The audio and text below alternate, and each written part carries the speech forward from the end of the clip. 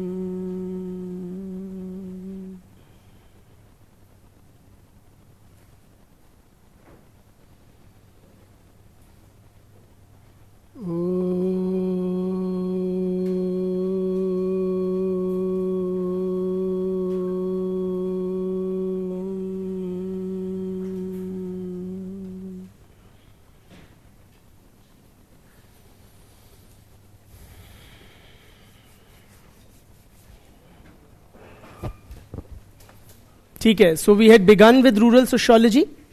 Yeah?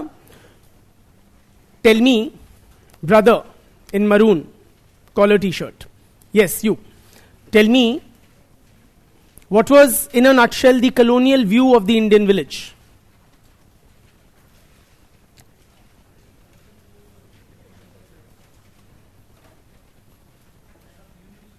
Sorry?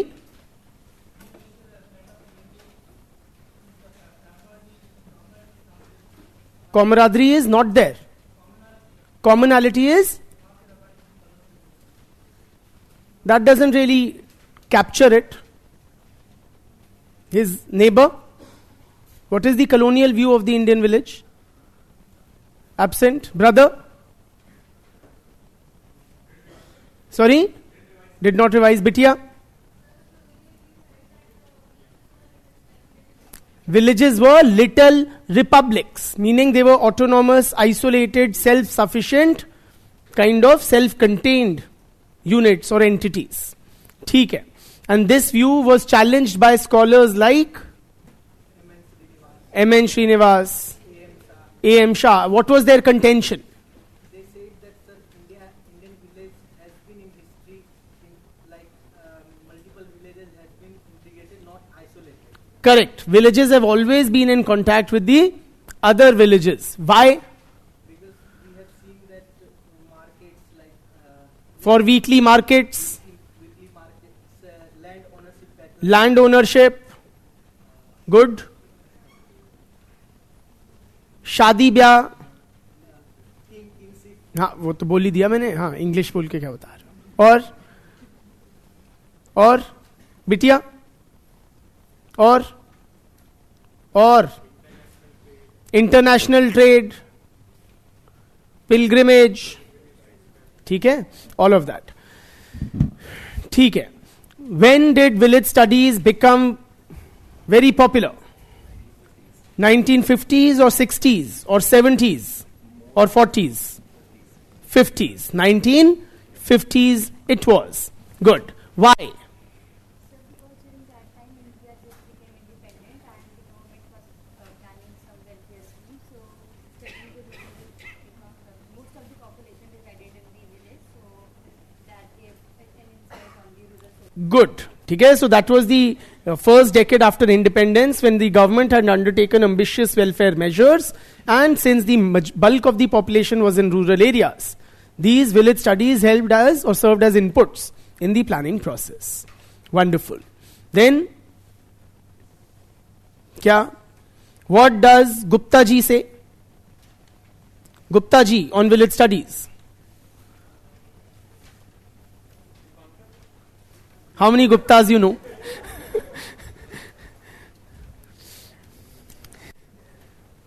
So don't buy time unnecessary. Brother, what does Gupta ji say? Village studies have become irrelevant, and why? Yes. The importance of caste and agriculture has declined. A lot of secular trend of urbanization is there. People are more city dependent even in the villages. ठीक है. Then what was some of the, brother? Yes, you. Some of the behind him. Land reform measures.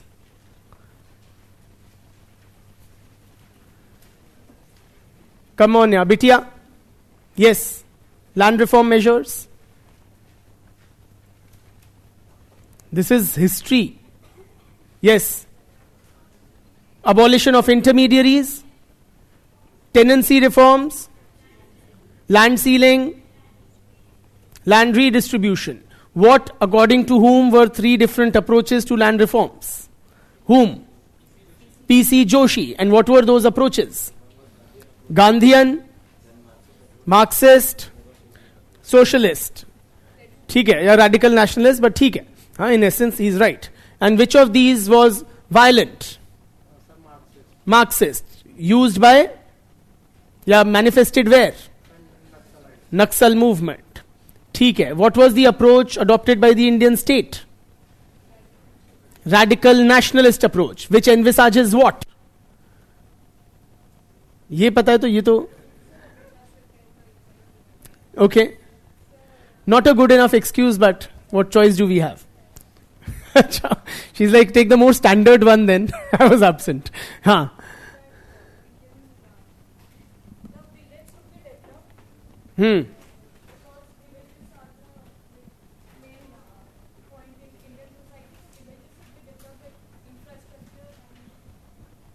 थोड़ा सा इसको land reform से भी जोड़ो.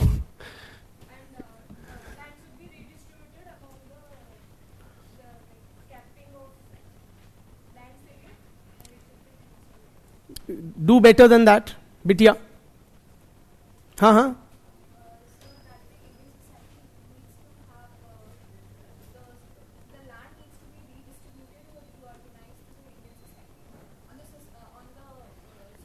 To eliminate all inequalities of wealth, which implies to eliminate inequalities. Good. ठीक है. So to prevent the concentration of wealth and reduce inequalities, not eliminate inequalities. ठीक है. यहीं तक किया था. अब चलो आगे. Impact of land reforms. And today I have a big agenda and you let me complete it at any cost.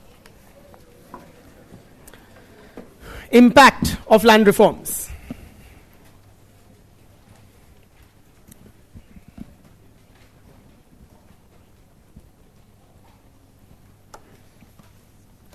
What is your sense, friends? What was the guiding philosophy of the land reforms? Bitya? Brother, you were definitely there. Tell me, what was the guiding philosophy of the land reforms? Land to the tiller. Absolutely. So, were the land reforms successful? You tell me. Okay, why do you say partially? Brother?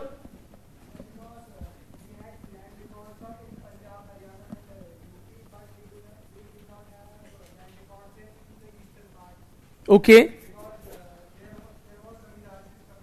So,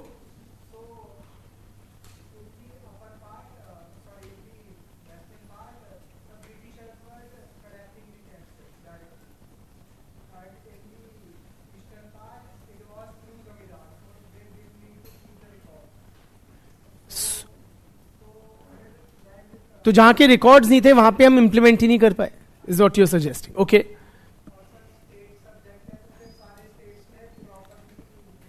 Proper implementation नहीं था across states. Absolutely. Many people were able to continue with ownership of large tracts of land. How?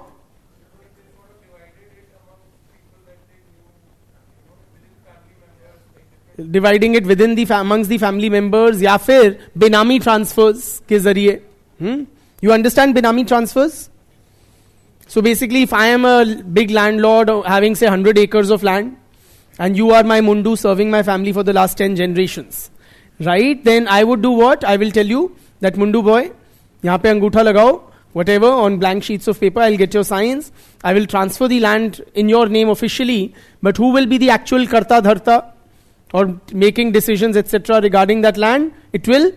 The actual control continues to vest with me. On paper, she or he who is a he in our story, okay, becomes the owner, but I am the guy who continues to. So this is a Benami transfer, right? Or divorce हो गए, अच्छा, lands बचाने के लिए, ये बढ़िया है, हाँ, ताकि अलग अलग फैमिलीज दिख जाएं. वंडरफुल. हाँ, अच्छा, डिवोर्स भी ऑन पेपर, हाँ, ऑफिशियली, हाँ हाँ. So it was more like a live in relationship that the green revolution encouraged. बिल्कुल, नॉट ग्रीन रेवोल्यूशन नहीं, लैंड रिफॉर्म्स. चलिए लिखिए. So clearly friends, the impact of land reforms was uneven.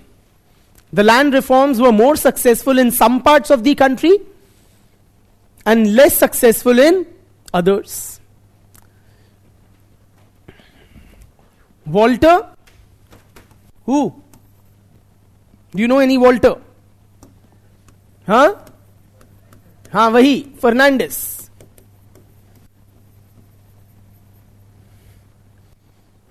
He considers that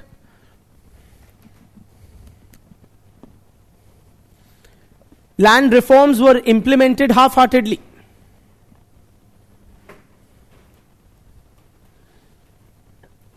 Land reforms were implemented half-heartedly.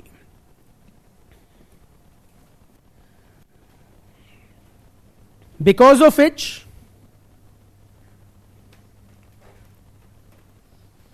inequalities in land ownership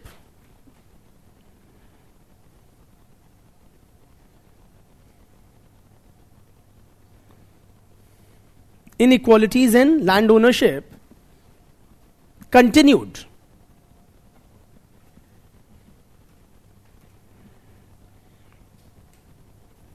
ठीक.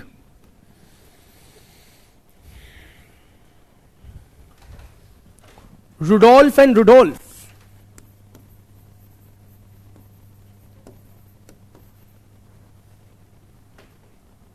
in their book titled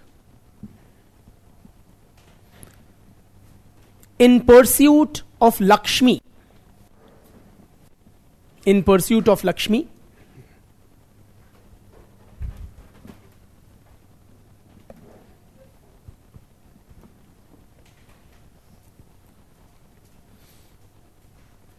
may I first explain then dictate? So what they say कि ऐसा नहीं है कि completely the situation remained unchanged. Land ownership patterns did change. Particularly, land ownership in some parts of the country went from the hands of the high castes into the hands of the intermediate castes. Because of which these intermediate castes, they started to also develop political aspirations. For example, an example of intermediate castes who benefited from land reforms would be Jats in Jatland or UP. So the Jats were empowered, or they were beneficiaries of the land reforms, and once they came into land ownership, their political aspirations also rose. And the political assertion of the Jat community which followed gave India its first Kisan Pradhan Mantri, Chaudhary Charan Singh. ठीक, लिखो. Rudolph and Rudolph in their book In Pursuit of Lakshmi suggest that land reforms contributed to the political assertion by some intermediate castes by some intermediate castes. For example, in Uttar Pradesh,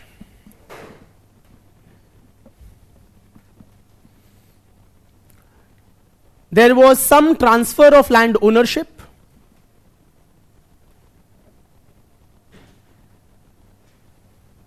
from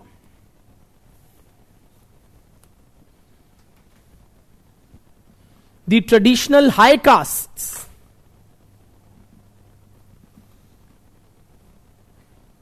like Brahmins, Rajputs, and Bhumihars to Bhumihar to ascendant matlab those which are rising, ascendant intermediate castes like Jats and Ahirs. Ahir is Yadav, same difference. On similar lines, friends, Paul Brass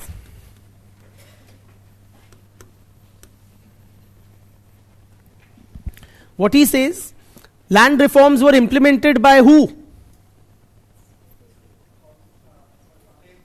State governments which were ruled by Congress party. Central level vision and leadership was also of the Congress party. So land reforms were mostly the brainchild of Congress governments, right? But once they were implemented, Congress suffered politically because of this, whatever limited success with which land reforms were implemented, the Congress got a political setback. Why? Basically, as the land reforms became successful, these intermediate castes like Jats and Yadavs, their political aspirations rose. Organizationally, Congress was a upper caste dominated party. So the rising political aspirations of these intermediate castes could not be fulfilled within the Congress fold. So these intermediate castes then floated various regional outfits, branching out of the Congress. Right? And this happened, say, near about the time when Indira Gandhi came to power, mid-60s and onwards. So they floated various regional parties, and then they were able to successfully dislodge the Congress from power in several state governments. ठीक है? In several states. लिख लो. बोलूं? Brass argues that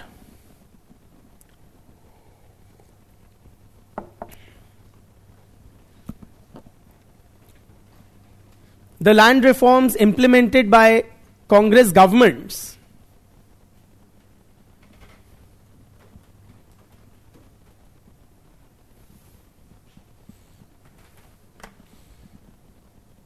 eventually led to the political decline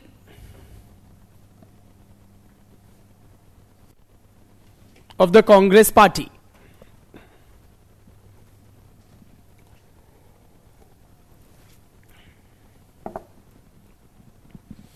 Full stop. To fulfill their rising political aspirations,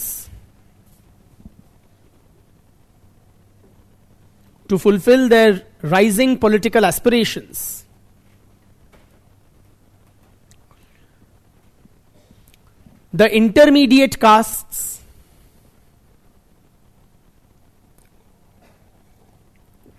who benefited from land reforms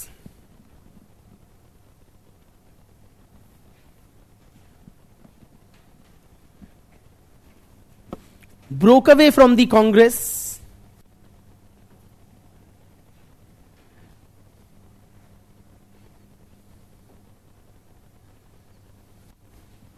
and floated regional parties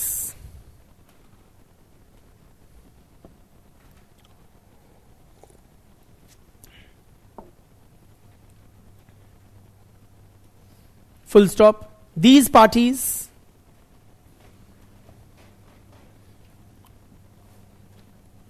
were able to dislodge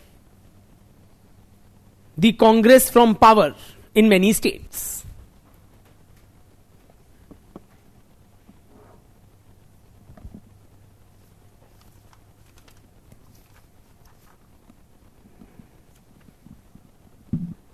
ठीक.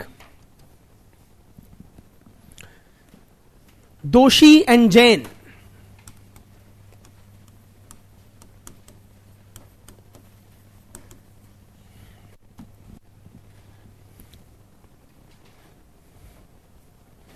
they point out कि positive contribution क्या था land reforms का. Some of the new proprietors of land, right, it will be explained alongside. Some of the new proprietors of land, मतलब जो नए owners थे,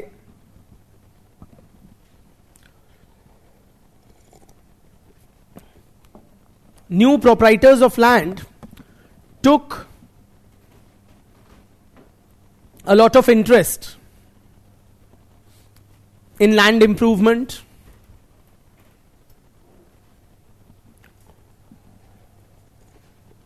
and increased agricultural productivity. So जो old जमींदार वगैरह थे वो अपना बैठे रहते थे, खाते रहते थे. These guys were more enterprising, right? They were able to increase land productivity. Secondly, some of the ex-landlords took up new occupations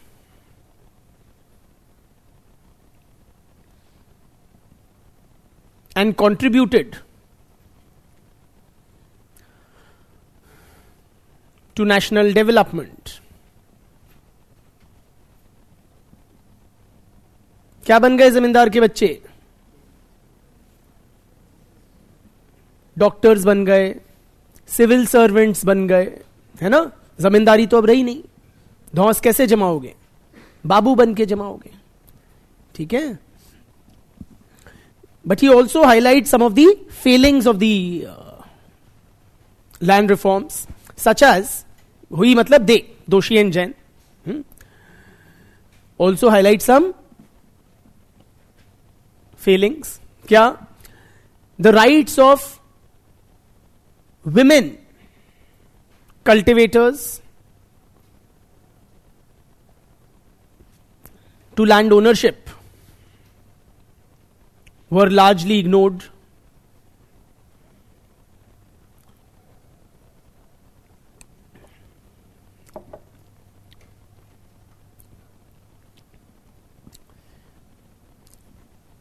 Secondly, there were wide regional variations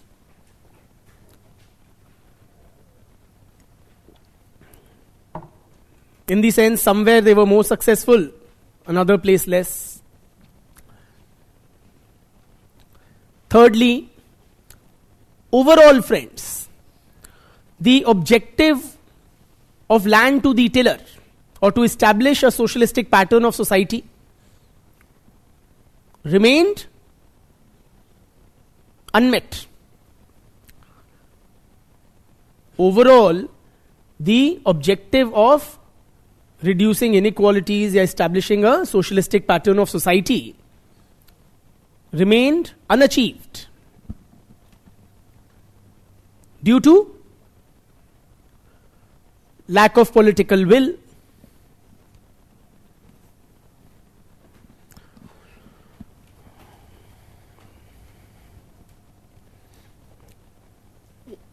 legal loopholes,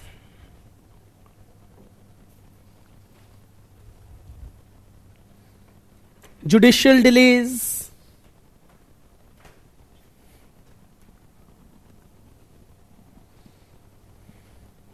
and administrative connivance.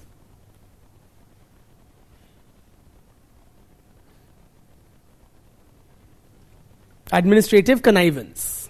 Connivance मतलब मिली भगत, है ना.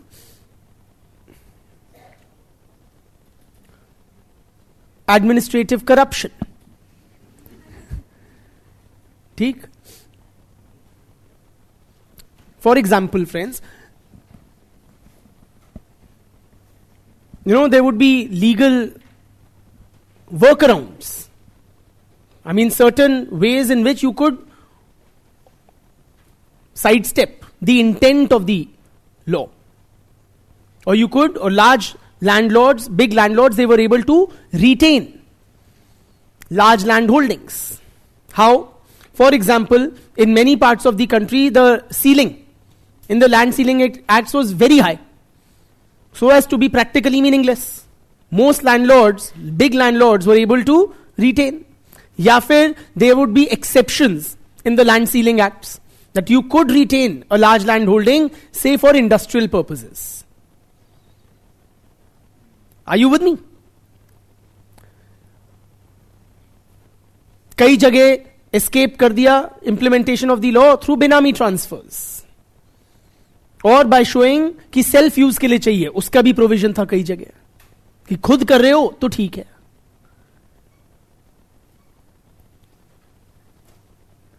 When I say administrative connivance, मिलीभगत, corruption, what do we mean? For example, जो clerical staff होता है, पटवारी particularly, कहना नहीं चाहिए बट पटवारी, ठीक है, उसके साथ मिलके you would manipulate the land records, get removed any mention of tillers other than yourself. Even if you've given the land on lease, you will have it shown in the records that it is self-cultivated. अगर मेरी जमीन है, आपका नाम दिख गया उसमें कि आप जोत रहे हो, as per the spirit of the land reforms, the land will go to you. So I will bribe the patwari that remove her name, his name, and insert mine. कि मेरी जमीन है, मैं ही बोल रहा हूं, किसको जाएगा फिर? In that sense, are you with me? या बिनामी ट्रांसफर्स कर दिए, है ना, ऐसे करके डिफीट. बट क्यों? Why was there lack of political will? Why weren't these reforms implemented far more seriously or sincerely? What explains that?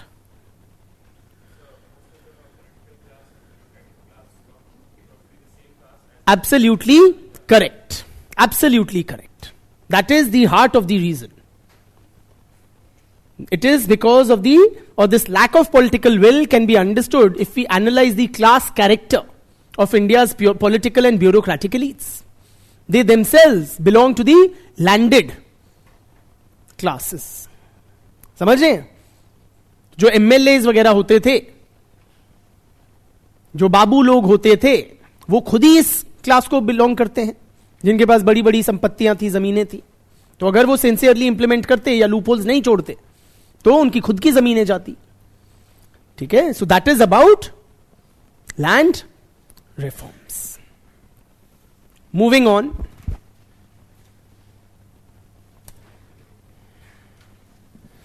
Discussing now another major development which has shaped Indian agriculture in many ways, which is the Green Revolution. And as a small token of our appreciation,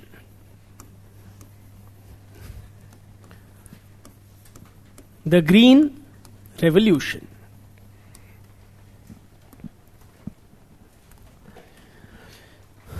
What was it?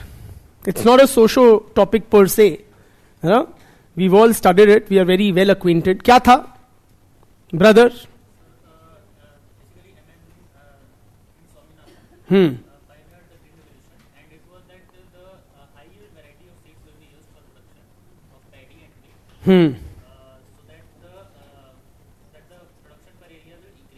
ठीक है. So HYV seeds were used in production, pioneered by Swaminathan, and so that the production increases. और बताइए.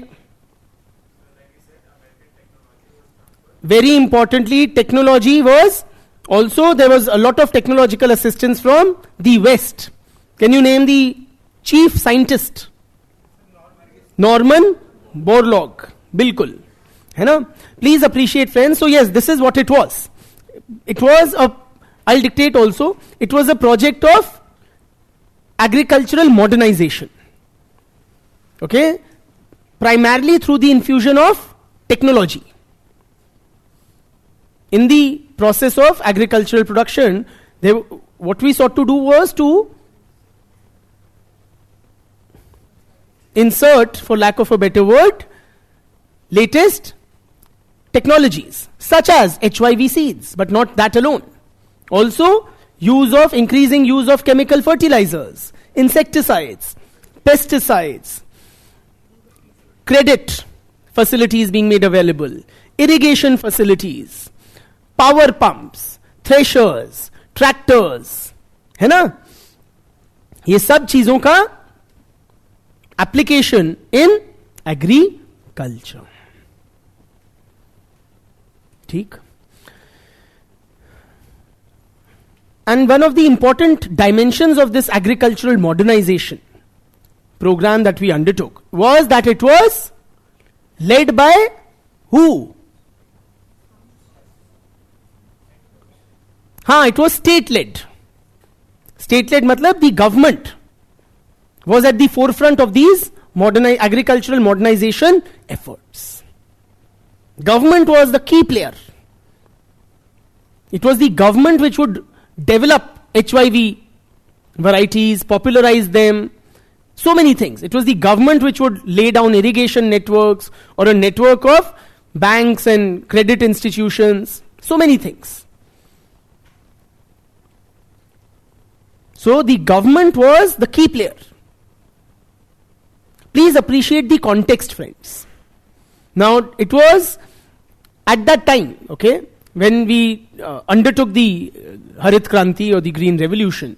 Before that, we were in a very precarious situation.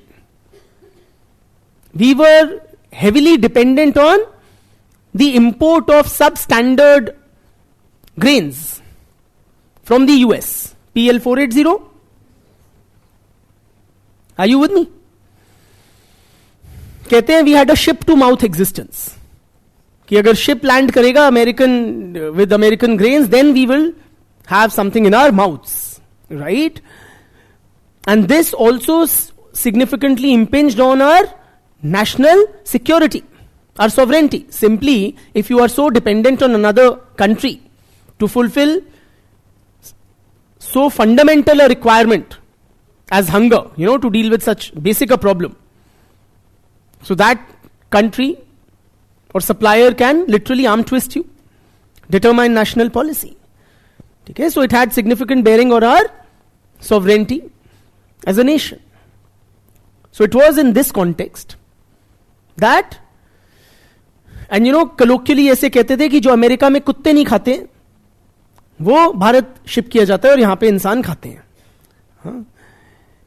Nevertheless, so it was in this, and also that decade or that period, mid-20th century, was marked by mass hunger, famines, lot of deprivation, not just in India, in many countries across the globe. Many countries. Widespread poverty, mass hunger, all of this were rampant. So there was a lot of international attention also and on getting rid of this mass poverty and hunger. It was in this context that the government of India, with Western assistance and collaboration, with a lot of involvement of the scientific community, both the national and international, right? They developed these HIV seeds and the whole package, what that we today call Green Revolution. Likho. Green Revolution was a program of modernization of Indian agriculture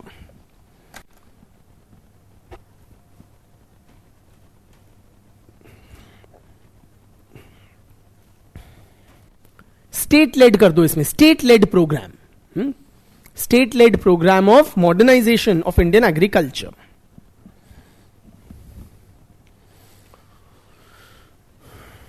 Full stop. This program entailed infusion of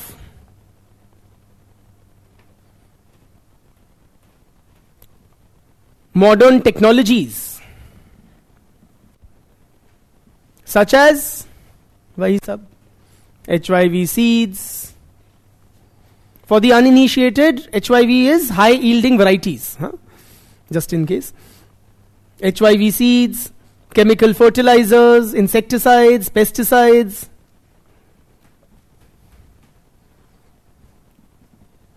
tractors, threshers, pumps,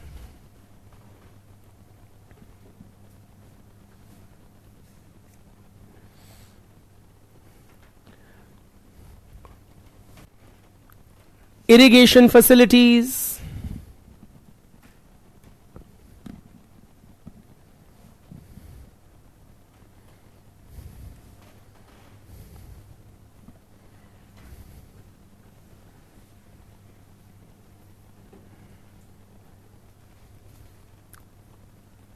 full stop. The primary objective of green revolution was क्या? Was to increase agricultural production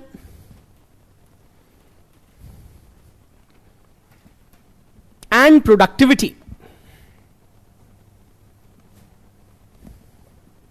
and attain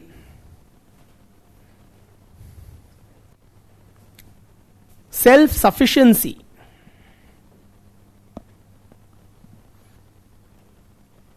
in oilseed production,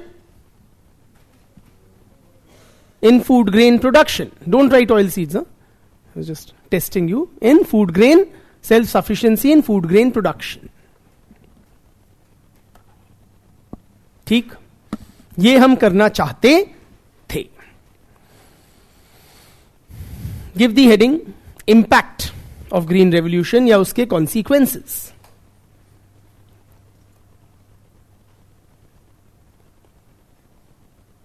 क्या हुआ? अच्छी चीज थी या नहीं थी? All the students wearing green will tell me. बिटिया?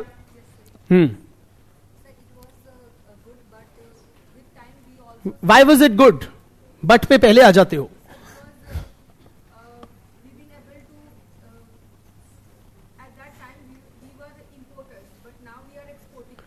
So we have become from net importers to exporters of food grain. She is saying credit to the green revolution. बिटिया,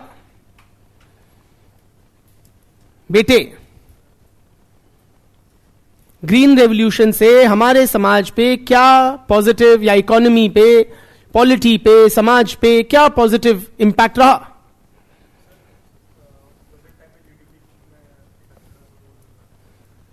क्या जीडीपी में तो कमी होता जा रहा है. एग्रीकल्चर सच बोले तो कहां उस समय 50% होता था, आज के दिन 15% नहीं रह गया. ये तो सही बात नहीं है.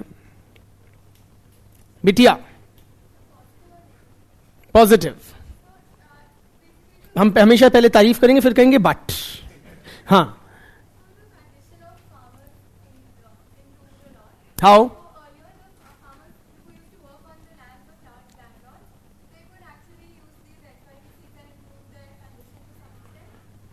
Okay.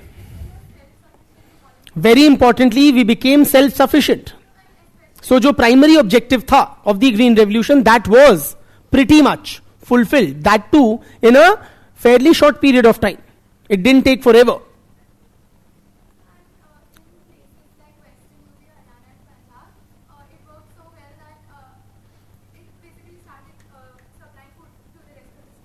Yes, they became क्या बोलते हैं फूड बास्केट या whatever for the whole country, है ना. या जो आप DDLJ टाइप खेत खलिहान देखते हो, है ना, that is thanks to the green revolution in a place like Punjab और हरियाणा. ब्रदर तैयार बैठे हैं. हाँ,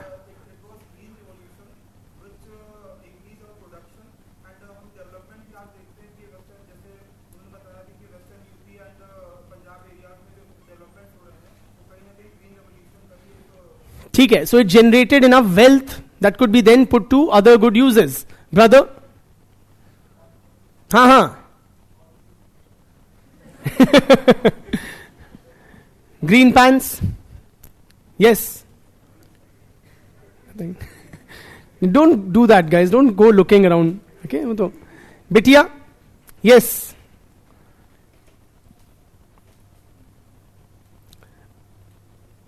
Brother?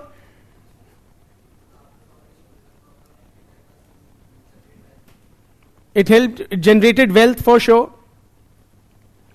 ठीक है, लिखिए.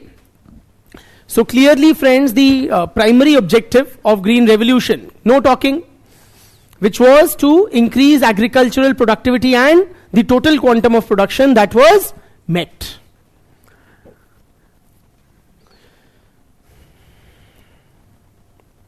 जो प्राइमरी ऑब्जेक्टिव था वो फुलफिल हो गया.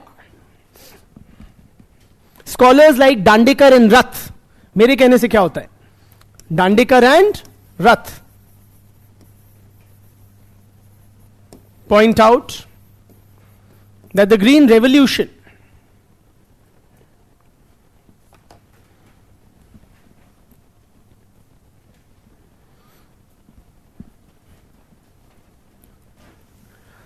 made India self-sufficient in food grain production,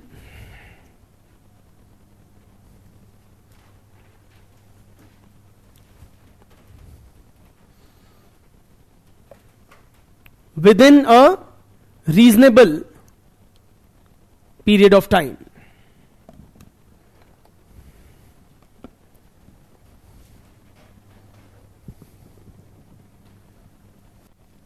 It helped, full stop डाल के, it helped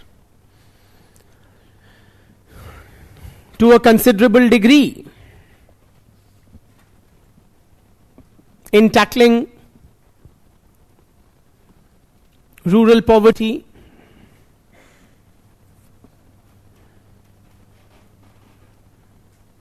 mass hunger,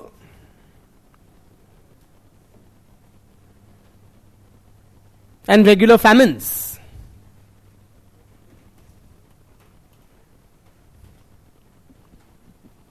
Yes or no? It also induced the saving habit. Saving in the rural population. अब पैसा जोड़ने की आदत बनने लग गई. अब भैया मुझे ट्रैक्टर लेना है अगर, तो उसके लिए पैसा बटोरना पड़ेगा ना. It induced the saving habit in the rural population. It also introduced competition in Indian agriculture.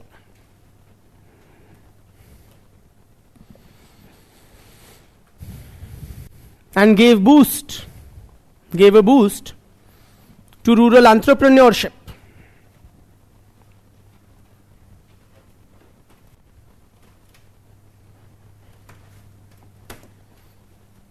Ashok Thapar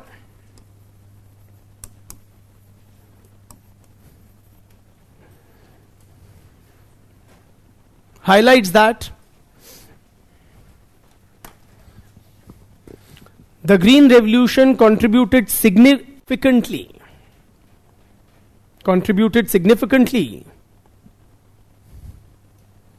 to rural prosperity. Rural prosperity.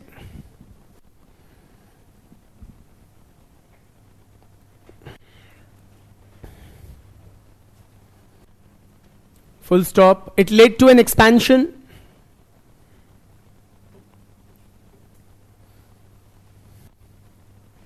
of the market for agro products.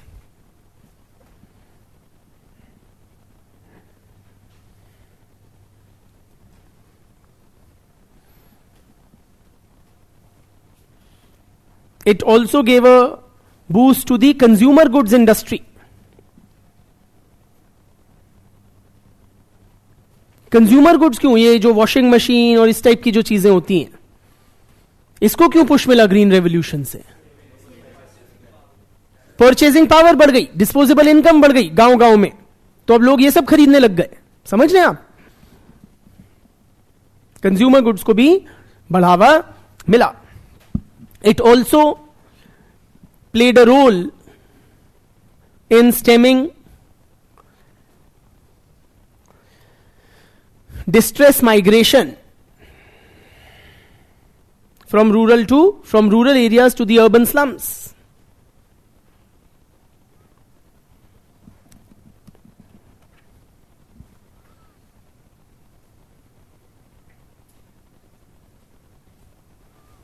मतलब it help to check somewhat incessant. पहले rural areas में income opportunities नहीं होती थी, खाने के वांदे होते थे, तो बंदा क्या जाता था, शहर भागता था, शहर में स्लम्स में जाके पड़ जाता था, नौकरी ढूंढता था. बट अब गांव में पैसा आने लग गया, तो कुछ हद तक वो जो सिटी वर्ड फ्लो था वो चेक हुआ. K N Raj,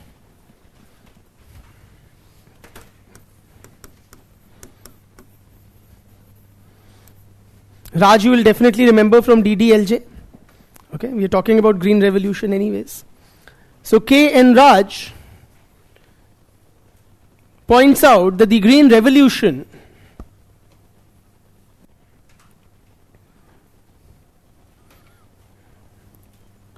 also gave a stimulus to private investments in agriculture.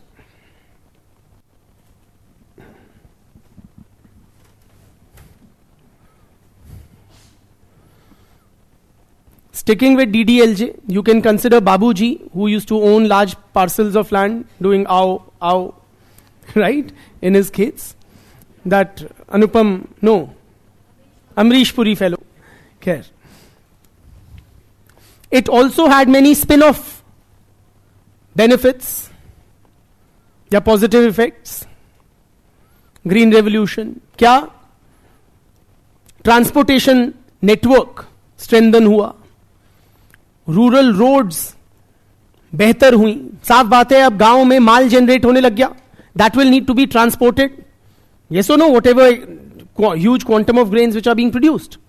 तो उसके लिए रोड्स बनी, इलेक्ट्रिफिकेशन हुआ रूरल एरियाज का.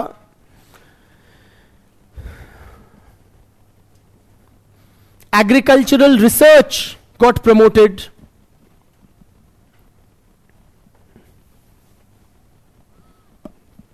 रिसर्च यूनिवर्सिटीज बन गई पंजाब हरियाणा में, dedicated to agricultural research. Government ने फंडिंग करी कोर्सेज की, रिसर्च प्रोजेक्ट्स की, ग्रांट्स दिए.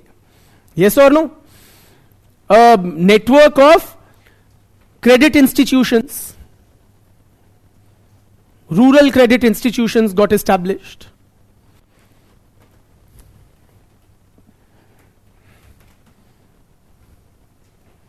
ग्रामीण बैंक की चेन्स खुल गई, है ना, जिनसे किसान लोग ट्रैक्टर के लिए, वेरियस अदर्स के लिए, इक्विपमेंट के लिए लोन्स उठा सकें.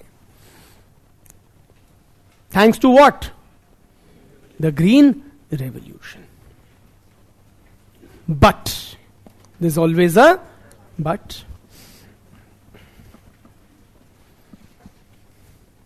अब बताओ, did it also have any? अच्छा, before the but, another point, scholars like Rudolph and Rudolph, Paul Brass, they also point out that many of these intermediate castes who had benefited from the land reforms, they were also able to participate in the Green Revolution. यही जाट अहीर वगैरह type के लोग. So that also added to their prosperity. Many of the intermediate castes who had benefited from land reforms also participated in the Green Revolution.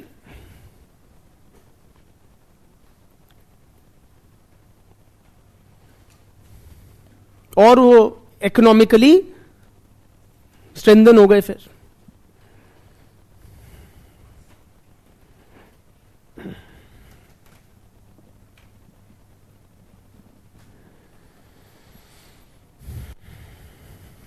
अब आ जाओ but पे. और ये बात किसने बोली है? लास्ट थिंग, इंटरमीडिएट कास्ट की वही लोग, Paul Brass, Rudolph and Rudolph, in pursuit of Lakshmi. ठीक है, अब बताओ, But what were the adverse effects of the Green Revolution? बिटिया, हाँ, रीजनल डिस्पैरिटीज बढ़ गई. बफर स्टॉक्स तो अच्छी बात है ना, स्टोरेज फैसिलिटीज, और even in fact robust PDS system we did not have. तो क्या हुआ बफर स्टॉक का? हाँ, पेस्टिलेंस हुआ, वेस्टेज हुआ, होर्डिंग हुआ, ब्लैक मार्केटिंग हुआ.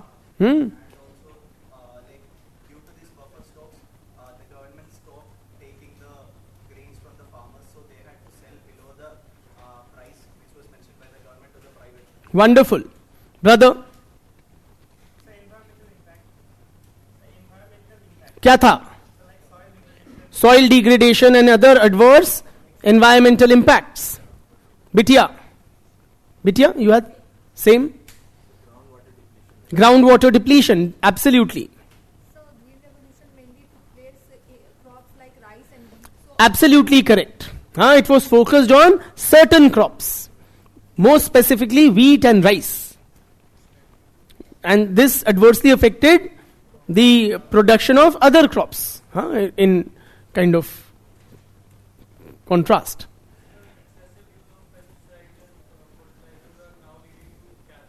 कैंसर जैसी चीजें हो रही हैं, पंजाब में कैंसर ट्रेन चलती है. ब्रदर?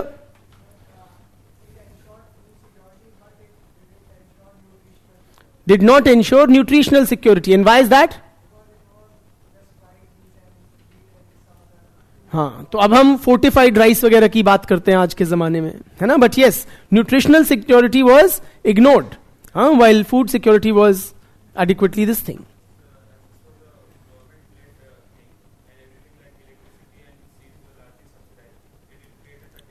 हाँ, सो पब्लिक एक्सचेकर पे एक कॉस्ट आया, या बर्डन आया.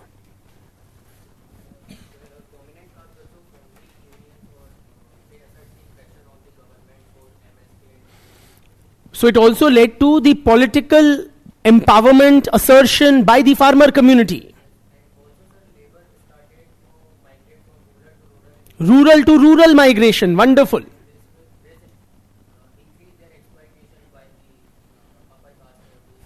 Absolutely, leading to greater exploitation.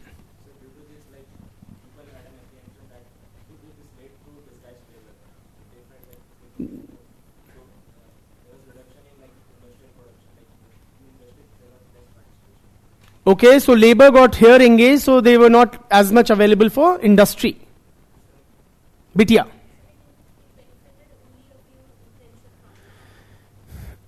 Okay, so there was a class dimension, clearly. some farmers who had taken loans and then they had to sell their produce to private owners at a less price. They got stuck in debt traps. Debt trap, absolutely. बिल्कुल.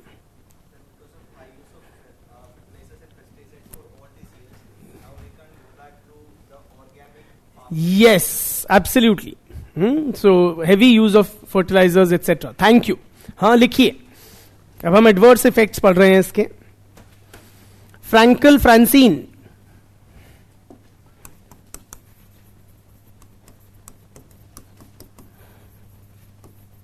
suggests that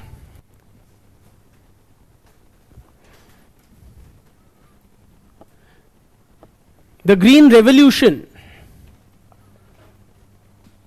widened the income disparity, या income gap.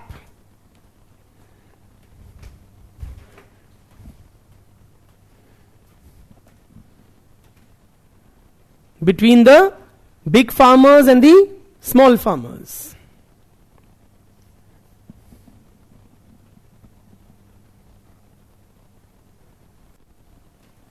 Why? Why should the income gap widen?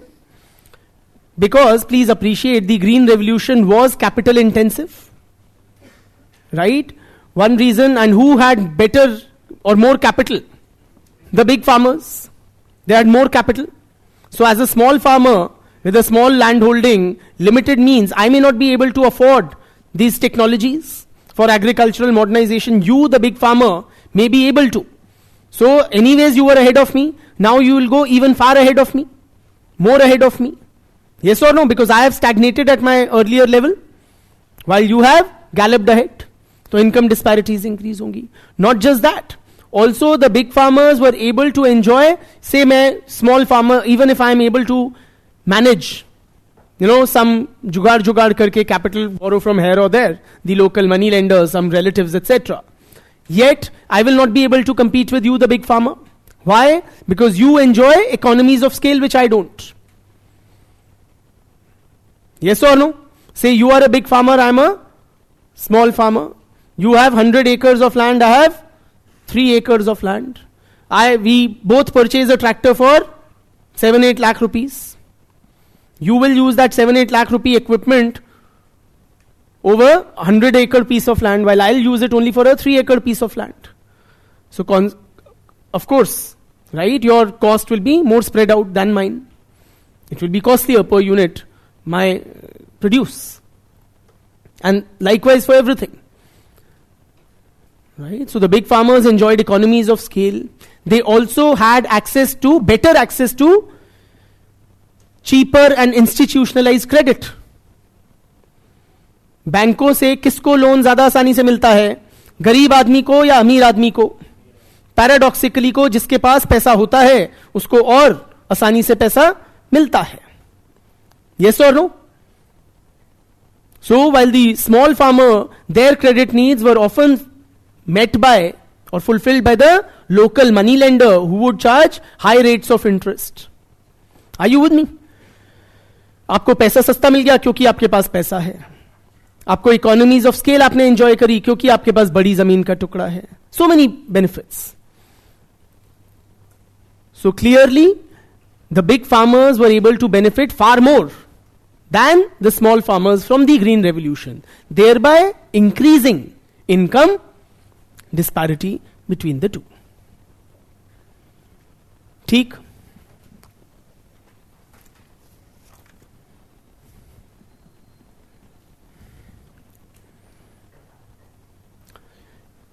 Vandana?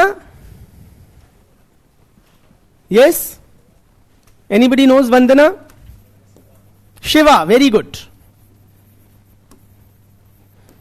She has written a very scathing critique of the Green Revolution. Her book is titled The Violence of Green Revolution. Harit Kranti ki Hinsa. The Violence of Green Revolution. Wherein she highlights the adverse environmental impacts of the Green Revolution.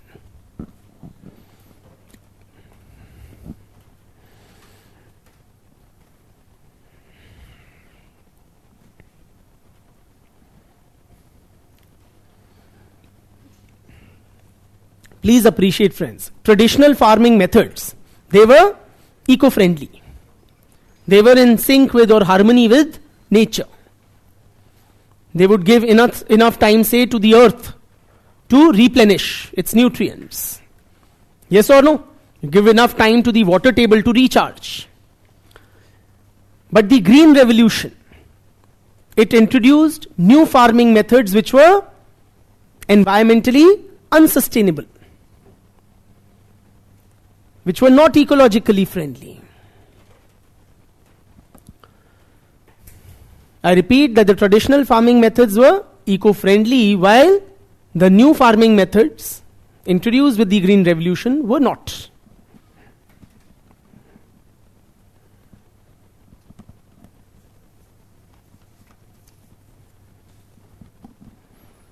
So some of the adverse environmental impacts, loss of crop diversity.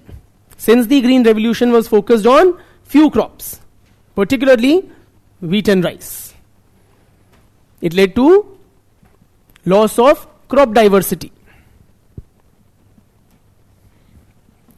It depleted the soil nutrients.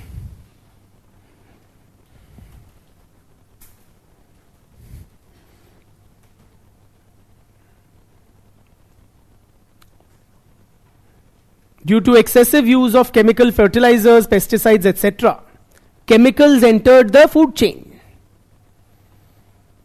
having adverse impact on human health.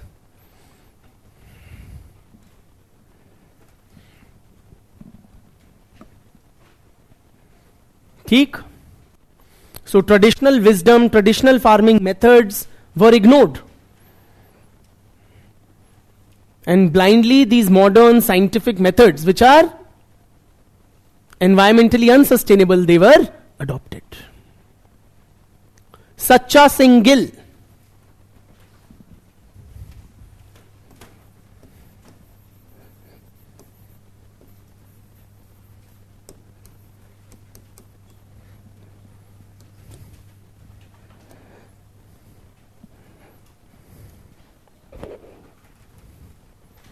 He has highlighted the the water table getting disturbed. Water dimension he has written very detailed.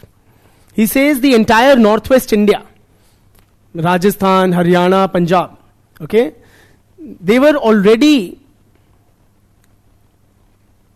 facing a water crisis. Northwestern India is or was under an acute water shortage that was worsened by the Green Revolution.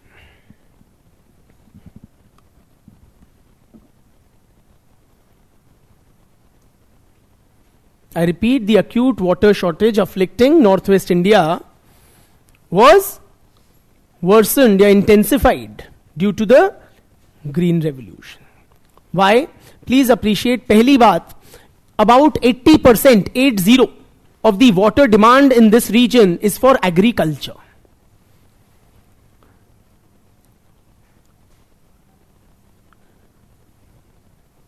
As much as 80% of the water is used for agriculture.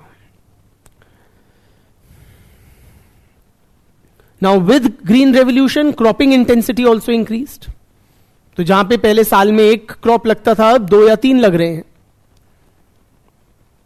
Are you with me? So उससे जो ground water table depletion था वो at a faster pace हुआ.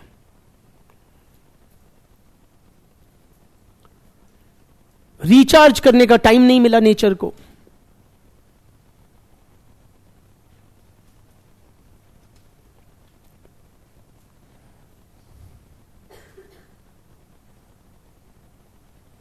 Moreover, in this region also, okay, which was facing an acute water shortage, water intensive crops were promoted and grown. जैसे कि rice and sugar cane. पानी पीने को है नहीं, आपको गन्ने चूसने हैं.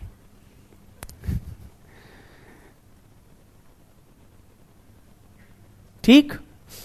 So all of that had very adverse impact on the availability of water in a region which was already prone to shortage. A study by, छोड़ो उसको छोड़ो, John Breman,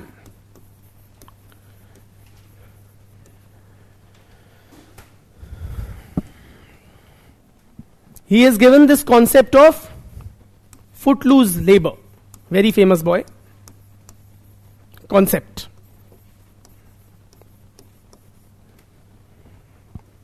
Footloose labor.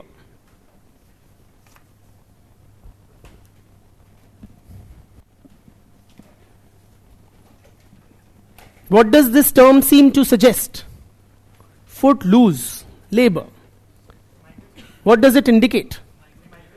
Migration. तो फुटलूज क्यों है?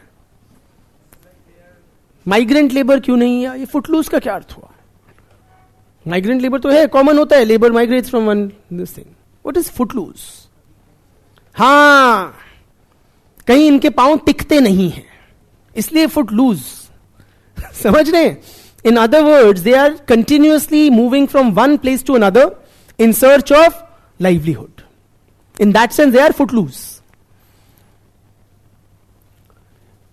Basically, what Jan Breman says, that there is a very large segment of the rural population which has no steady source of livelihood. So they will be willing to, and they do, travel from one place to another in search of temporary, whatever source of employment they are able to get. उनको बोल रहे हैं footloose labor. ठीक? So ये जो footloose labor था during Green Revolution, it resulted in a pattern of seasonal migration. Seasonal migration, which was rural to rural. Rural to rural seasonal migration. Typically migration कैसी होती है? From rural to urban areas. But thanks to the Green Revolution, India में rural to rural migration का trend शुरू हुआ. और ये seasonal होती थी. Seasonal मतलब at those periods of the agricultural cycle where the labor demand would be high. चाहे बोते समय या फसल काटते समय. That time these guys would be called temporarily. From where to where? From the those parts of the country which were like economically very backward and untouched by Green Revolution to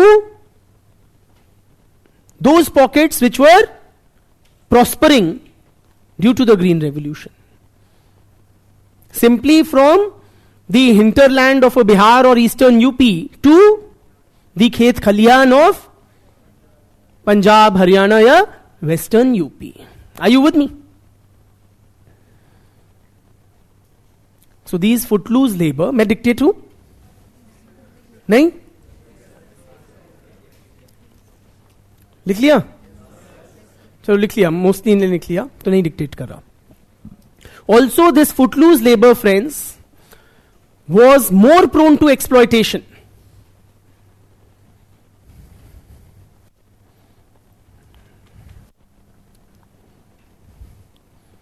तो कई बार जो landlords हैं वो prefer करते थे local labour ना hire करके ये footloose labour non green revolution area से लाने को.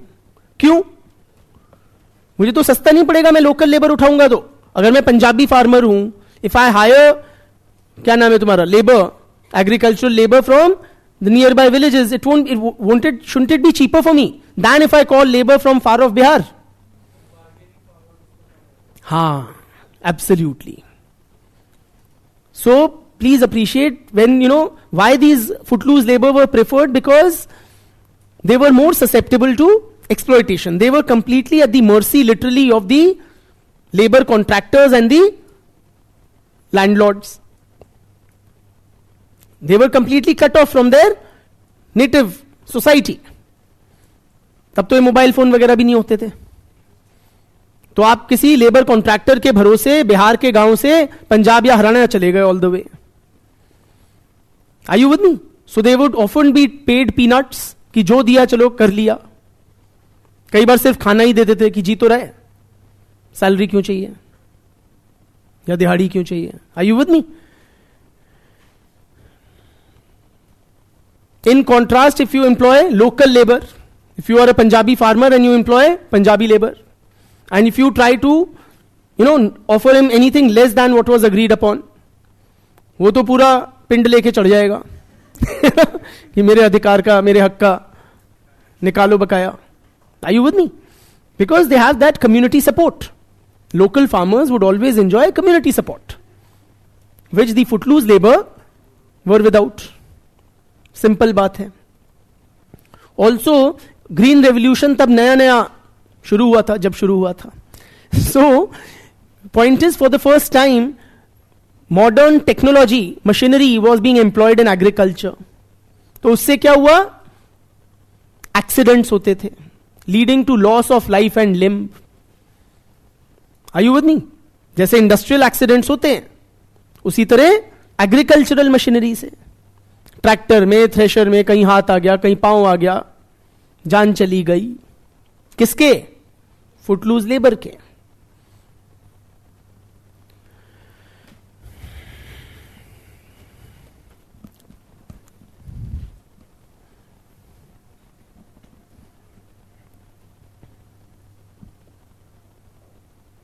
बहुत कॉन्सिक्वेंसेस हैं.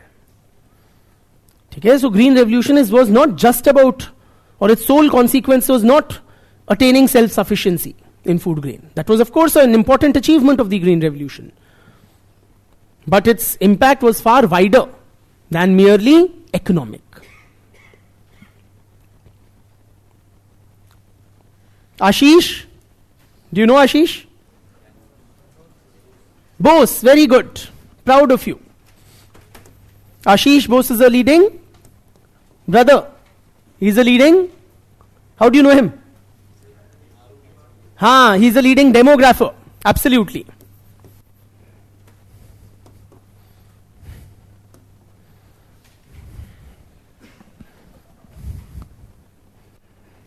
He says the success of the Green Revolution led to an increased demand for boys, sons, ऐसे नहीं लड़के, बेटे. Are you with me? Thereby resulting in or contributing to the skewed child sex ratio that you see in Punjab, Haryana.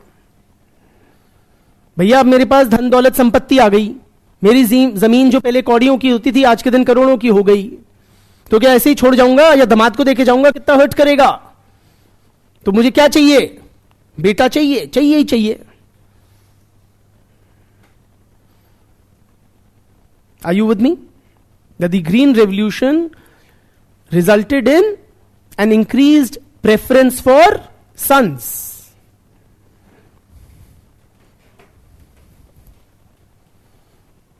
Resulting in or contributing to an adverse, skewed child sex ratio.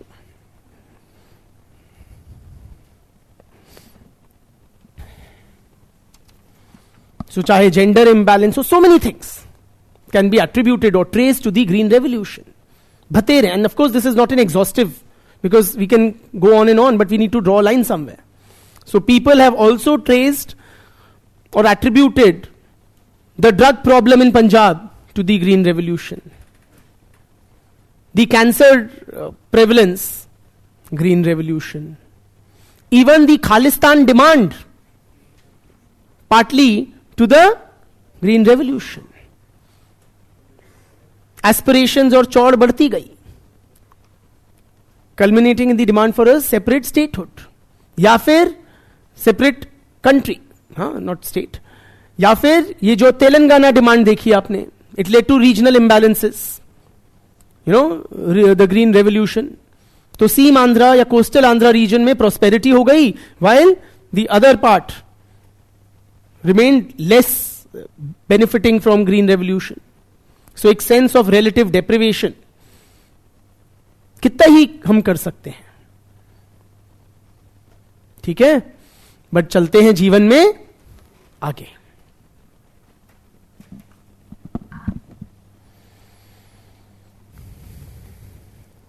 Harman, which portion you are asking me to dictate online? चलो अब अगली heading दो. Mode of production.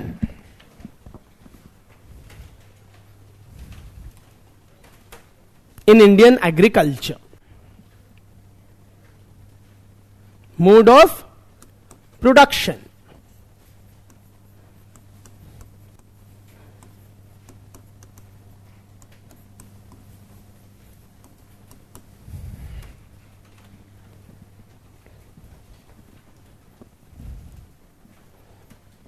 What is the mode of production in Indian agriculture? Such blank expressions. Whose concept is mode of production? Karl Marx. He has talked about several modes of production. Where will you place Indian agriculture? Feudal mode of production. So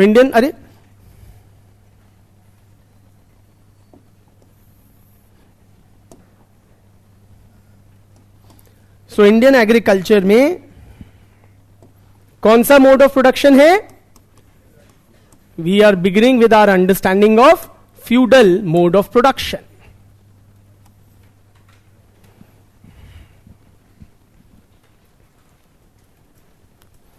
Let us try to appreciate or understand what is this feudal mode of production in Indian agriculture. What is the nature? How does it work? What does it entail? Some sheet is being distributed, don't get so this thing about it.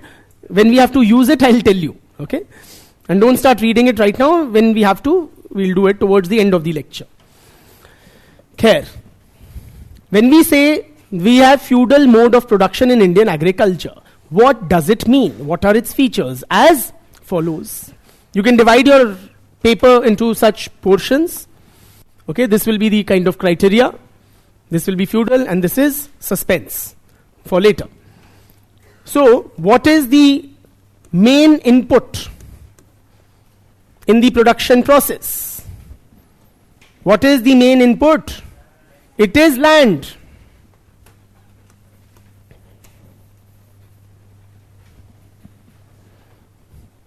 Land is the key input in the production process. Who owns land? Feudal lords, landlords या feudal lords class जो है, they own the lands.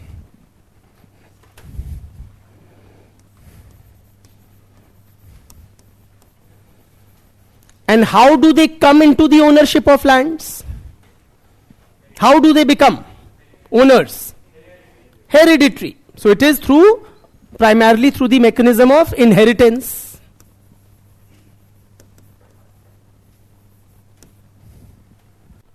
Yes or no?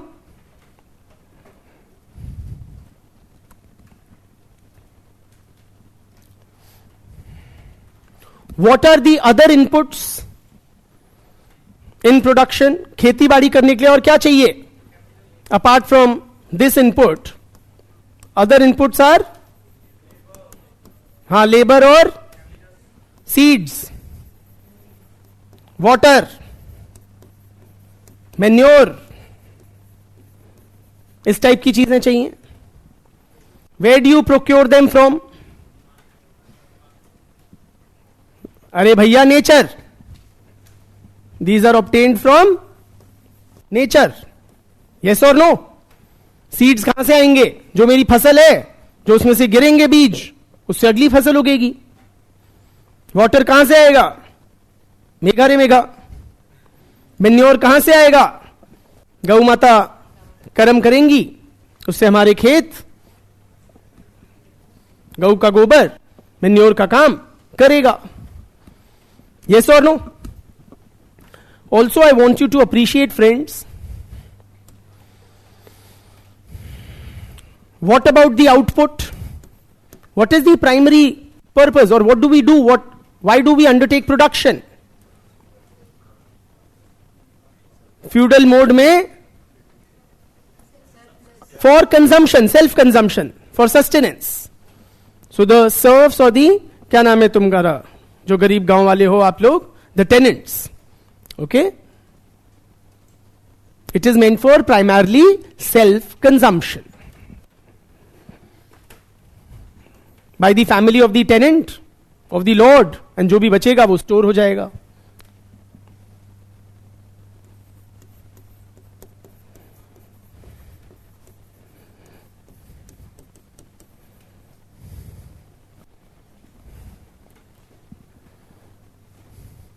I also want you to appreciate, friends, the importance of land in a feudal agrarian economy.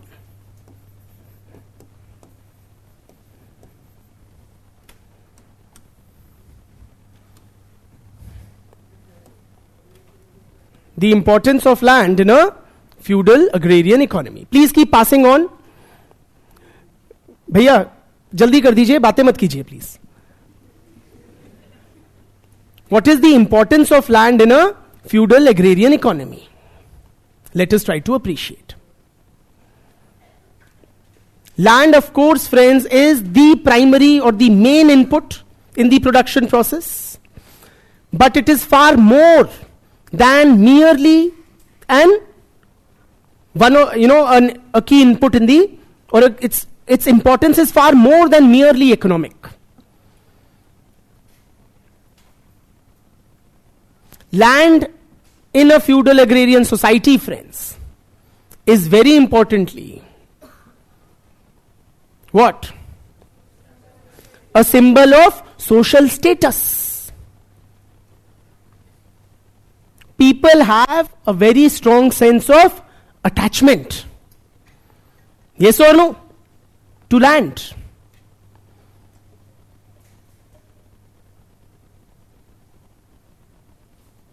Land ownership is about honor, status, family prestige. Say I am a landlord in this feudal agrarian society, and you are a Johnny come lately, you have come into some money. I am that old rich and you have just come into some money. So, can he ask me to sell that land to him for some petty money? Can you ask me? How dare you even think that I will sell? क्यों land क्या है? मेरी mother है, मेरा family honour है, मेरी इज्जत है, मेरी आबरू है, मेरा सब कुछ है कि नहीं है? So people have a very strong sentimental, emotional attachment to land. Land is much more than merely an input in the production process. Its value is far more than only economic. Yes or no? So of course it has an economic importance, but also it has a symbolic value. In the sense it's a status marker. It's a marker of high status. Yes or no? It has an emotional value. It is a source of family pride. है कि नहीं है?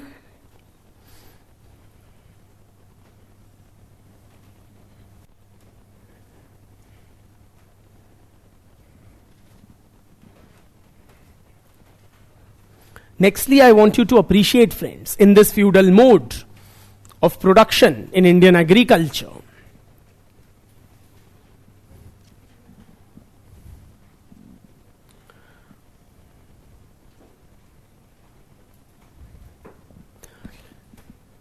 agriculture is not just a source of livelihood. What is agriculture? Agriculture क्या है?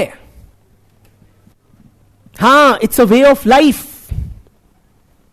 It's a way of life, not just a source of livelihood. एक पूर्व भारतीय नेता ने कहा था कि आवर कल्चर इज एग्रीकल्चर. तो हमारा पूरा जीने की जीवन जो शैली है, that revolves around agriculture. From the clothes that I wear to the foods that I eat, from the gods that I worship to the rituals that I celebrate, everything, to the family patterns that we develop, everything is centered around, revolves around agriculture.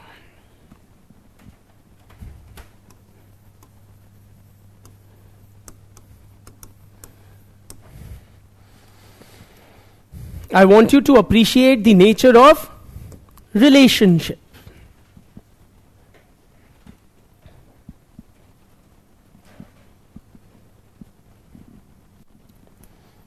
Between who? The lords and the serfs, or the lords and the tenants.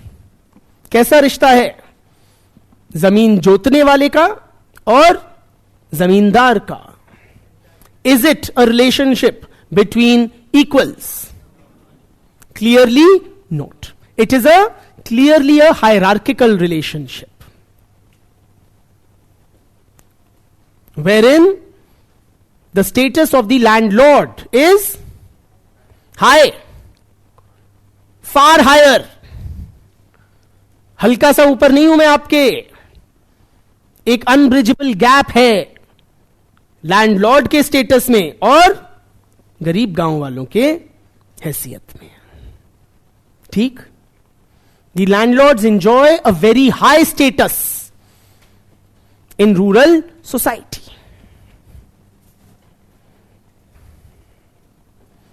High status matlab it entails wealth, dignity.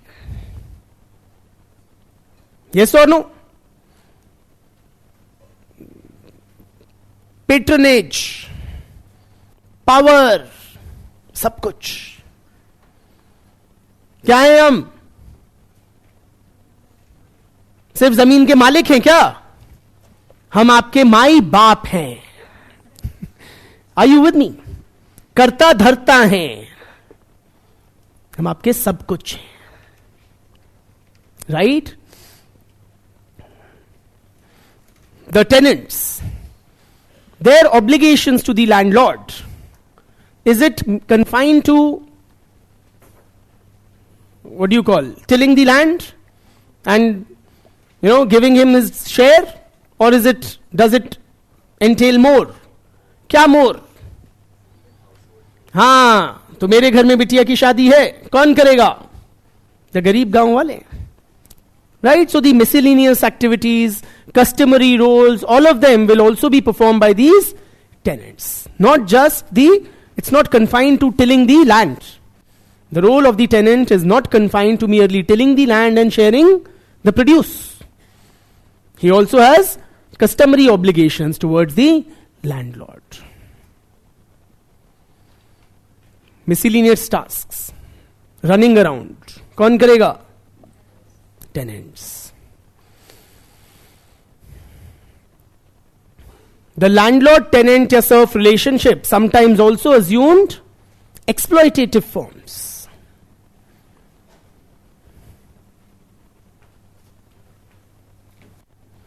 Even sexual exploitation of the women of the tenant's household by the landlords.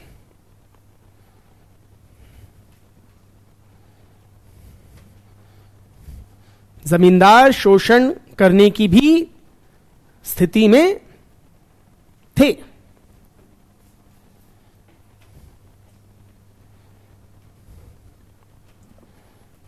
Yes और no? या intergenerational date bondage, इस type की चीजें. आपने मुझसे कुछ पैसे लिए, आपकी 7 पुश्तें चुकाते चुकाते मर जाएंगे, तब तक फ्री में मेरी जमीन पे टिल करेंगे.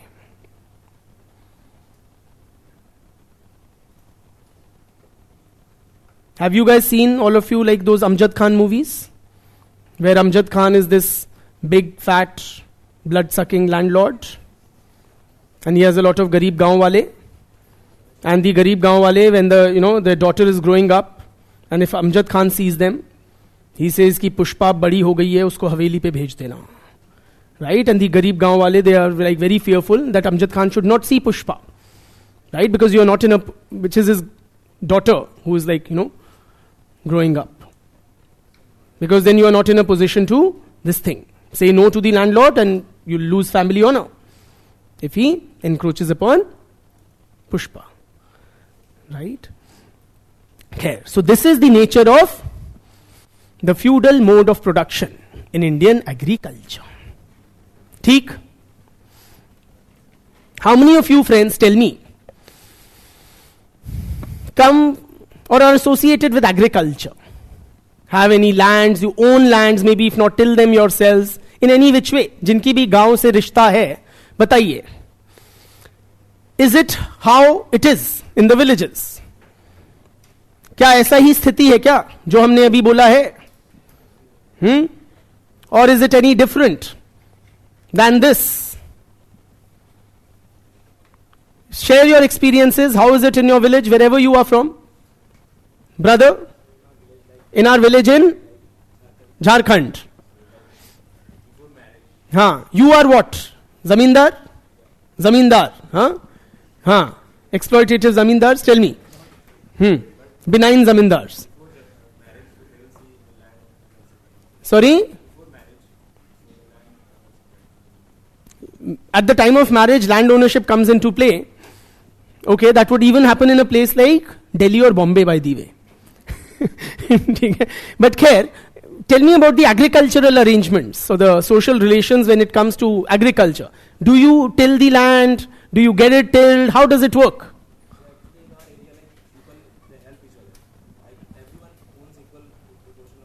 Wow, everybody owns equal proportion of land? Huh? Huh? Everybody owns 100 bigha. How much is an acre? How many bigha? 5 bigha.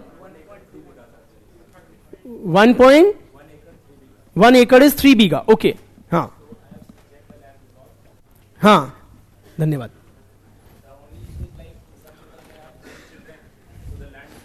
Gets fragmented. हाँ ठीक है. और बताइए क्या स्थिति है गांव में? Brother where?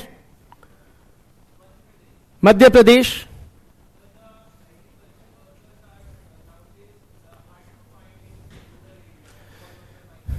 Okay, so you own large tracts of land?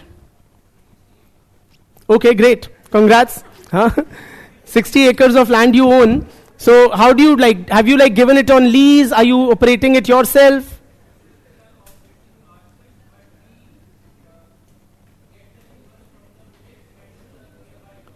Okay, and how do you pay them? Is it like a sharecropping system? Do you give them a part of the produce, or do you give them cash wages? Cash wages? And is there the Pushpaka Shoshan is there? No, that's not there. Sorry? They have bargaining power. These Garib Gaon wale, he's saying today have bargaining power. Point to be noted. Yes, how has that come about? So they are no more tied to these parcels of land. Please appreciate, they have mobility, they have freedom, they have constitutional and legal rights. Yes or no? They also have some modicum of money in their pockets with which they can purchase a ticket to the city. और बताइए, brother. हाँ, UP.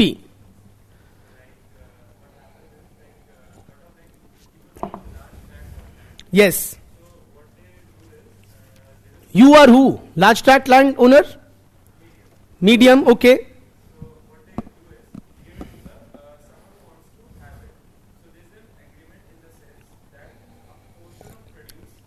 Pattanama kind of a thing. Which is? Pataiya. Bataiya. हाँ.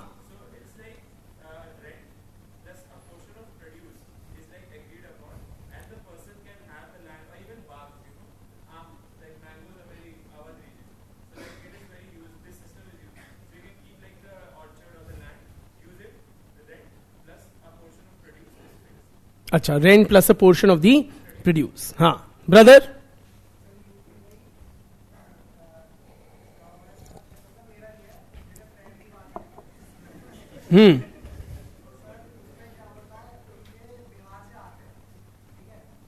बिहार से कौन आते हैं? वो labour Bihar से आते हैं.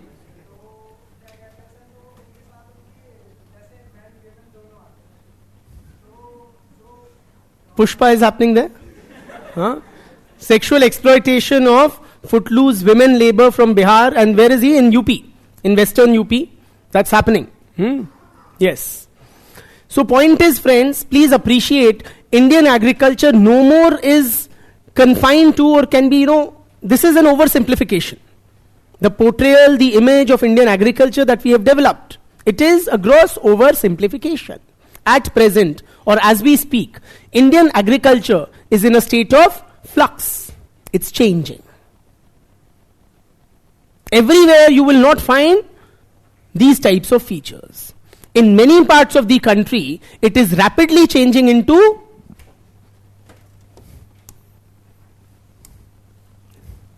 which type? Capitalistic mode.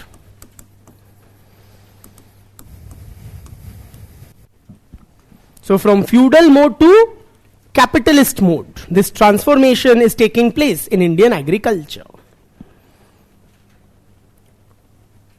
क्यों ये बदलाव हो रहे हैं?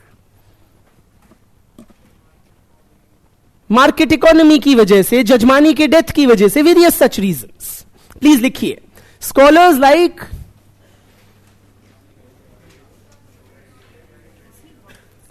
नहीं नहीं, इसमें तो हम उसके फीचर्स लिखेंगे, कहीं और लिख लो. AR Desai and KL Sharma.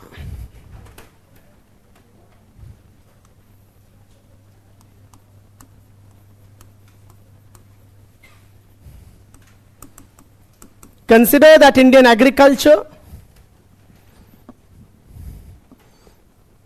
is changing from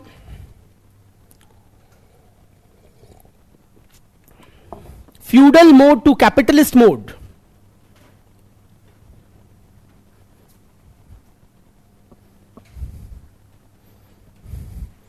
Due to various factors.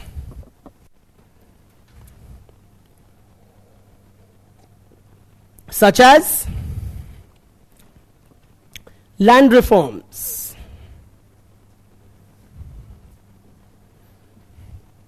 agricultural modernization या green revolution,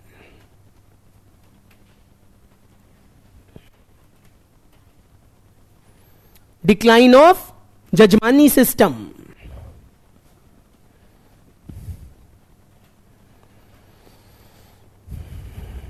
the spread of the market mechanism,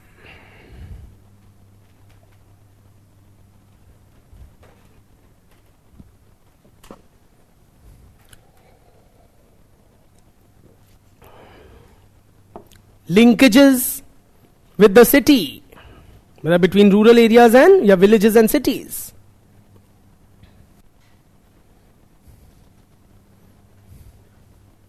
legislation, modern education. ठीक है,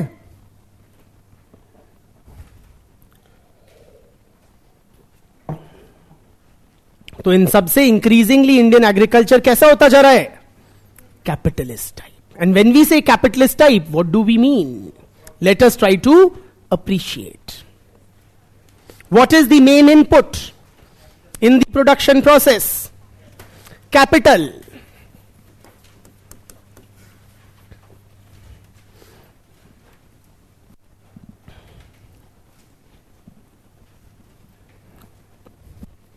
What are the other important inputs?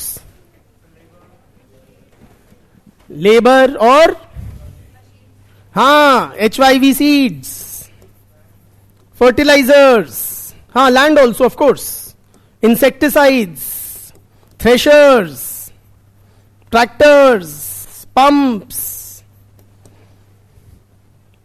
etc.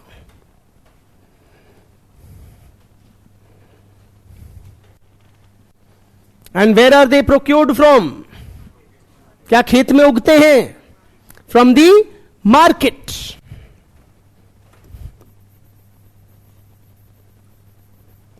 Labor also you get from where? The labor market. What is done to the output? Output is meant for what? Is it for consumption? No, it is meant for sale in the market.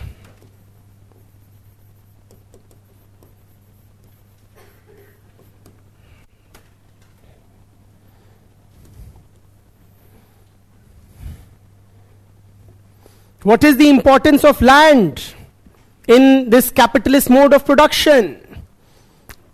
Does it still have that immense sentimental or emotional value that it had in the feudal mode? No. So the emotional, sentimental, symbolic value of land has greatly diminished.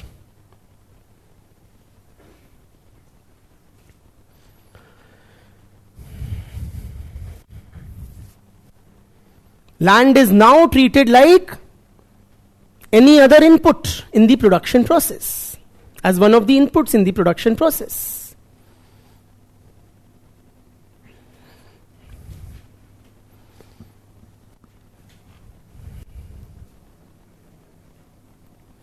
In this capitalist mode, if I am owner of land, can you purchase it? Verily. Yes or no? सो जो भी market rate है, अगर आप उससे 1 करोड़ 2 करोड़ रुपए ज्यादा मेरे मुंह पे मारते हो, feel free, I will part with my land gladly. Yes और no?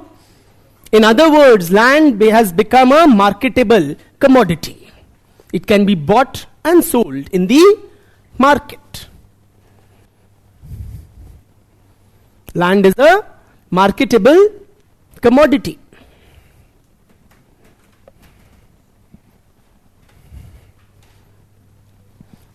Is it necessarily inherited? Those who own the land, do they do so through inheritance? No. It may be inherited or it may be purchased from the market. खरीद सकते हो, नहीं खरीद सकते हो. आप किसी गांव चले जाओ, वहां पे आधे गांव वाले तो रियल एस्टेट एजेंट बने हुए हैं, प्रॉपर्टी डीलर. अगर उनको लग जाए कोई शहर से आया है, कहेंगे जी हम दिलाते हैं लैंड, आओ हम दिलाते हैं. ठीक है? So you can purchase land from the market और you can take it on lease. You can rent it out, है ना? Not necessarily inheritance.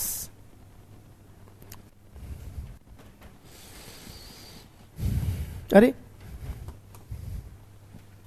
is agriculture the way of life of the people? No. Agriculture is what? It is a business enterprise. Agriculture is treated like just like any other business, with the guiding objective of profit maximization.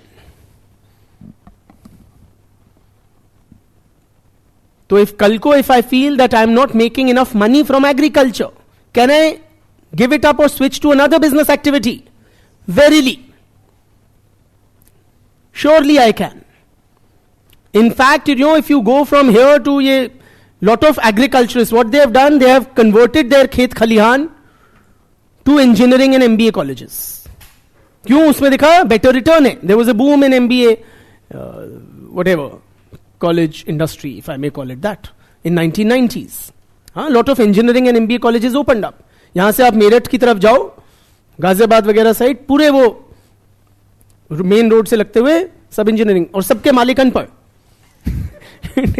So they just had inherited a lot of land, and then they realized that a lot of money can be made by switching from agriculture to the education industry. या कल को लगेगा कि poultry farm खोल लूं तो मैं poultry farm खोल लूंगा. Whatever helps me make or realize a higher profit. Profit is the guiding motive. Agriculture is treated purely as a business enterprise.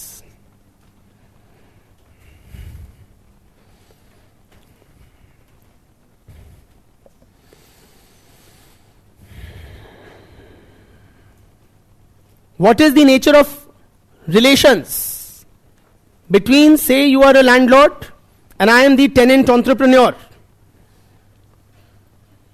Do I have any other obligation to you? What is my obligation to you as your tenant? It is confined to the timely payment of rent and nothing more. No customary obligations, no pushpa, right? Nothing of the sort.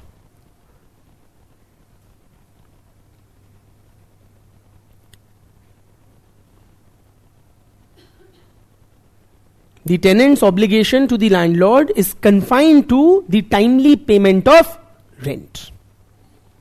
And that's about it. कई जगह तो ऐसा होता है, आप अपने खेत दे दो पट्टे पे, then you cannot set foot on your own land. They'll tell you, बाबूजी आपको घर आ तो रहा है महीने के महीने, आपको आने की कष्ट करने की क्या जरूरत थी, पहुंच जाएगा. In other words, don't interfere in my business. Are you with me? That is the nature of the capitalist mode of Indian agriculture. Clear? Having studied these both, tell me, सच क्या है? What is the reality? Do we really have the feudal mode of production या the capitalist mode? है क्या भारत में? Both. Mix, absolutely. So yes, friends, the social reality is somewhere in between. I'll dictate. In some parts of the country, we would have some, capitalist type systems, particularly where? The Green Revolution areas. You will find more capitalist orientation, and you will also have some feudal remnants in areas which are very backward, such as Bichare, Bihar or Eastern UP, untouched by the Green Revolution as it were. And many areas would have features of both types of systems in varying degrees. Also appreciate these systems do not exist in isolation. There is exchange between them. Footloose labor would travel from the feudal mode areas to the capitalist mode areas. Also, ये नहीं है जरूरी कि in a particular area will have either purely feudal or purely capitalist type features. There may be a mix. So I may be a Punjabi farmer, very market oriented, very profit minded, treating agriculture like a business. But I also may have a sense of chore derived from land ownership. And I may be, very uncomfortable selling my land because I do consider it a sign of social status as well. Are you with me? So you will find a lot of variations, a lot of mixing between these two types of systems. In fact, जो syllabus topic है ना, वो भी यही है, changing mode of production in Indian agriculture. It is changing, right? Direction of change क्या है clearly? From feudal to capitalist. And then again, different areas में different types, different studies have indicated. लिखो.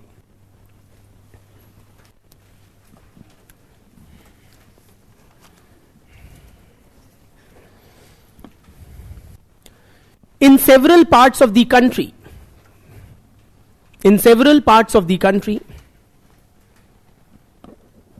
the capitalist mode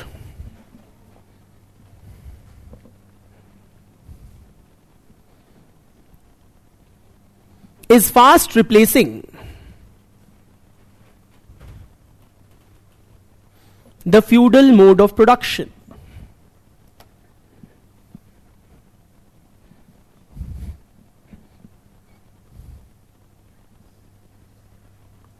One of the students is enlightening us, Punjab में तो land बेच के Canada जाते हैं. Absolutely. To his credit, he wrote Canada. Okay, so the accent was mine. खैर, क्या लिखा है?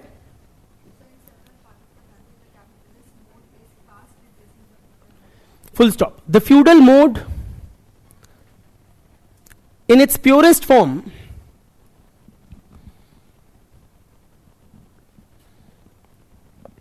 is confined to the most underdeveloped regions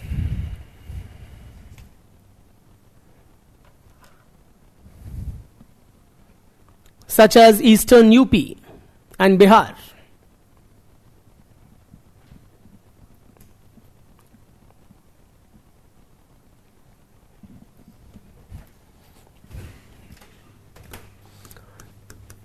Amit Bhaduri,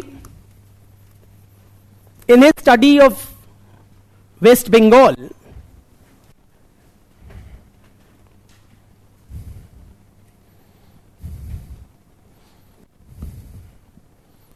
considers that East Indian agriculture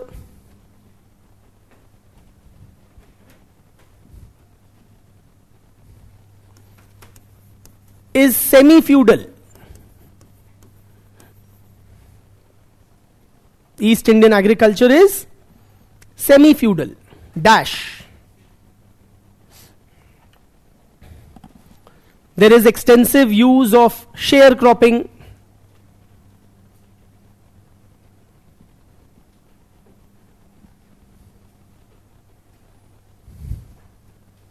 Comma, perpetual indebtedness. Perpetual indebtedness of the small tenants.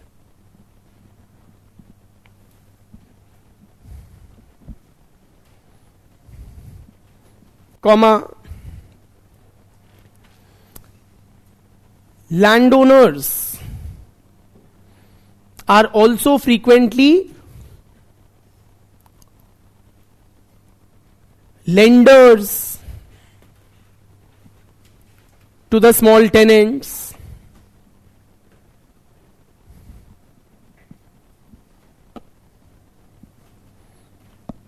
comma, and small tenants do not have full access to the rural market.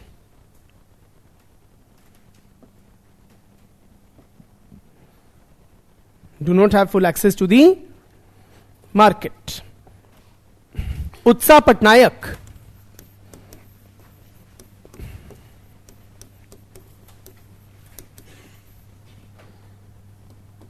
also regards Indian agriculture to be pre-capitalist.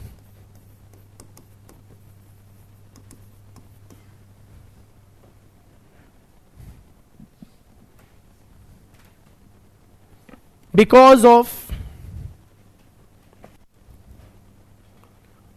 lack of capital accumulation,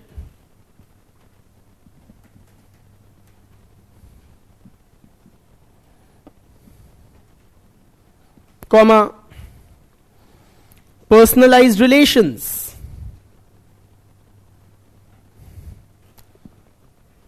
between landowners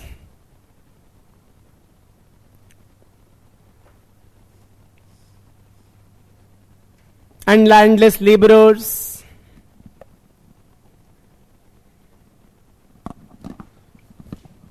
and widespread informal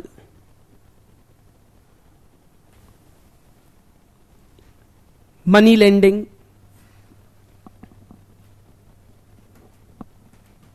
full stop.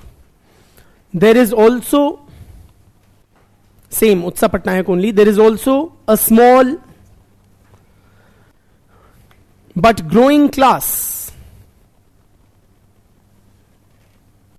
of capitalists.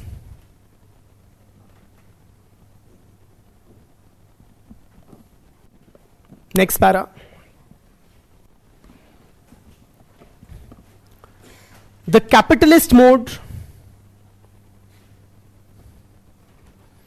is more pronounced in the pockets of green revolution such as Punjab, Haryana, Western UP.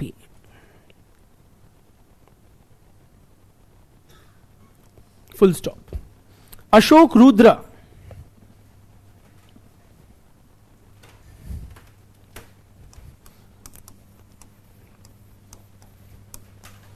found the capitalist mode quite well developed in Punjab.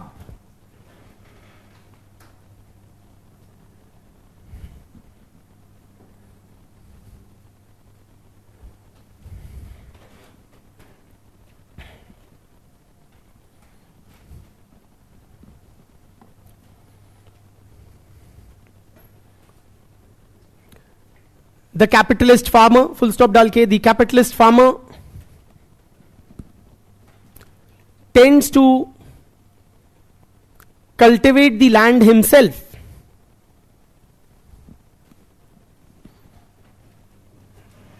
Prefers to cultivate the land himself instead of giving it on lease.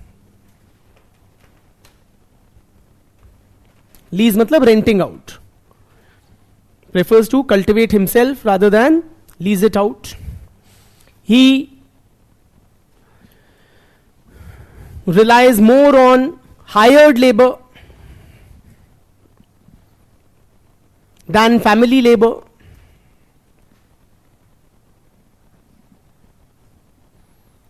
Uses machinery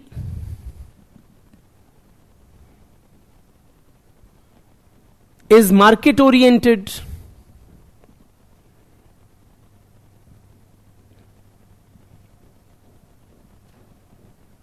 and profit minded. ठीक है, last para line. In large parts of the country, the agrarian mode of production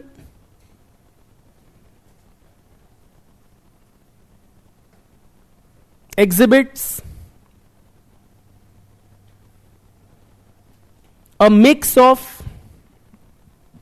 feudal and capitalist type features in varying degrees. In varying degrees. ठीक है? That is about the mode of production in Indian agriculture. चलिए, now we take a break and recharge your batteries. Okay? Be well prepared mentally, tummy wise, every which way. Huh?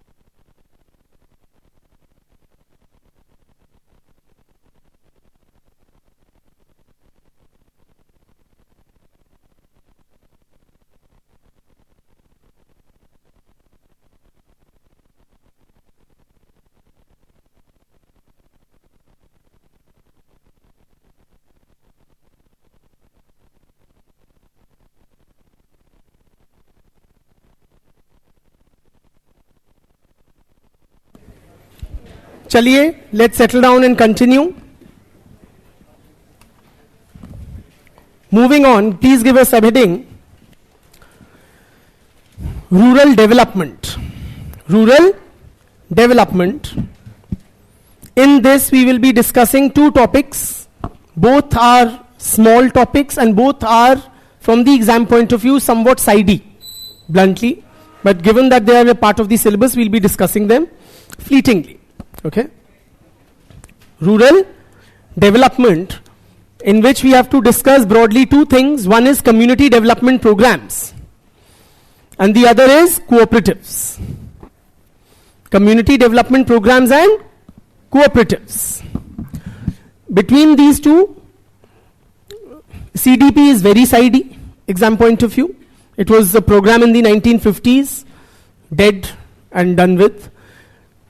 Cooperatives was also a dead topic, but then 2 years back, a new ministry was created in the central government, a Ministry of Cooperation. तब से the topic has been resuscitated. हमारी जान खाने को फिर से आ गया ये टॉपिक. अदरवाइज ये भी एक डेड टॉपिक था. अब थोड़ा इसका महत्व बढ़ गया है, but still it's a small topic with limited this thing. ठीक है, लेट अस क्विकली डिस्कस. ये बताओ, do you want to write about these और do you want to hand out? Hand out I will share and that will suffice in the Telegram channel.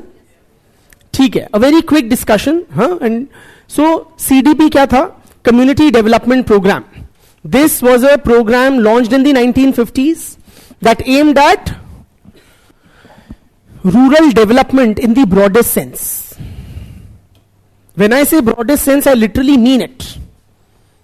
It was, it included in its ambit almost everything,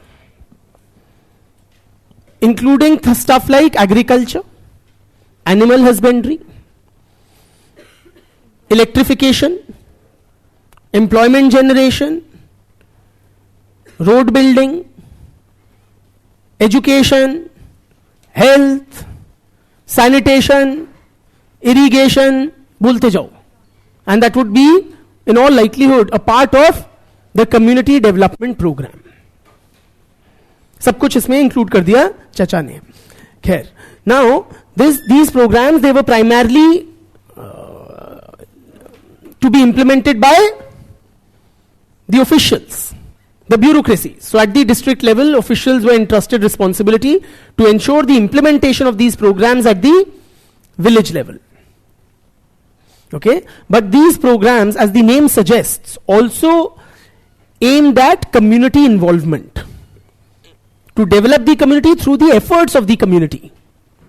So they sought to, rope in or ensure community participation in the project. How?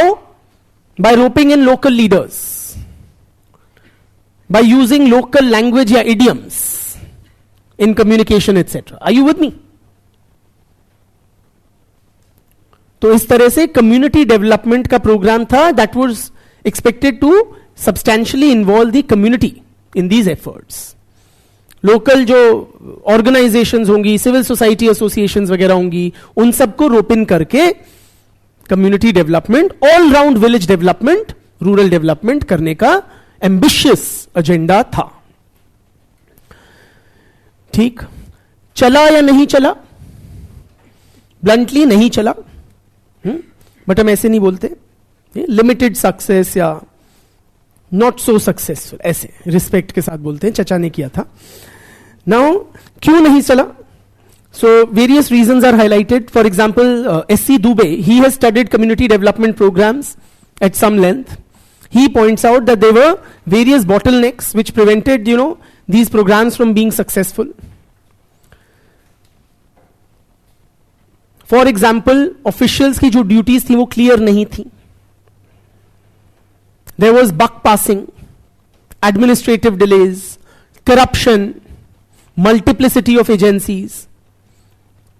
Are you with me? Overloaded agenda, lack of people's participation. इन सब standard reasons की वजह से ये successful नहीं हो पाया. A.R. Desai. Do you know this guy's जात? Marxist fellow, correct. सो क्या बोलेगा? वही बोलता है जो बोलेगा. So what he says that this CDP failed because the program basically assumed that in the village community there is cooperation and consensus. But in actual life, the village society is marked by conflict, lot of divisions, irreconcilable differences are there between members of the village community. That is why the program could not realize its objectives. ठीक है? That is about the community development program. Do you want me to dictate it or give you a handout? Why this fixation with dictation?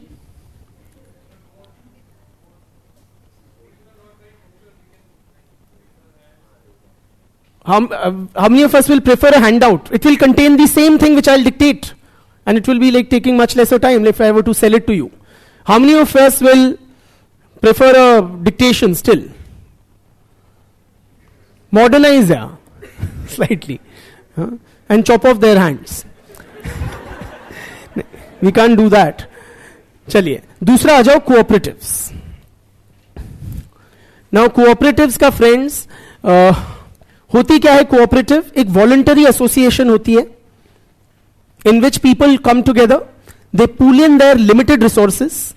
Individual members which have limited resources, they pool in their limited resources and then try to marshal or use those resources for the collective benefit of all the members. Collective benefit of all the members. Context, if I were to give you, why and when did these cooperatives start developing? This was in the context of about the late 19th century. By that time, the colonial policies had led to the ruination of Indian agriculture. So there was widespread agrarian distress. Rural poverty by then had become rampant. And there was no positive state intervention, or there were no remedial, or there was no support forthcoming from the colonial state. It was in this context, when people had nothing else but left to their own devices, that they started chipping in whatever little they had and forming these voluntary associations. Now by forming this, what they were able to do, they were able to come to each other's rescue. They were able to enjoy some, very limited, but some economies of scale. मेरे पास कुछ पैसे हैं, आपके पास कुछ पैसे हैं, कुछ पैसे, हम सब गरीब किसान, हम सब ने अपने पैसे पूल इन किए और मिलके हाइपोथेटिकल एक ट्रैक्टर खरीद लिया, which individually we could not have been able to afford. या कुछ मार्केटिंग पुश दे दिया अपने प्रोडक्ट को बेचने के लिए, या कुछ स्मॉल स्केल वो कर लिया कि चलो पापड़ बनाएंगे या अचार बना के बेचेंगे, instead of the raw fruit अचार बना के बेचेंगे, that will help us realize a better value. आम से अच्छा प्राइस अचार का मिलेगा. Are you with me? So some such sort of a mechanism by the voluntary pooling in of individual efforts, so that some economic benefit will accrue to the members of the group. Chit funds type start हुए, cooperative societies establish की गई. ठीक है.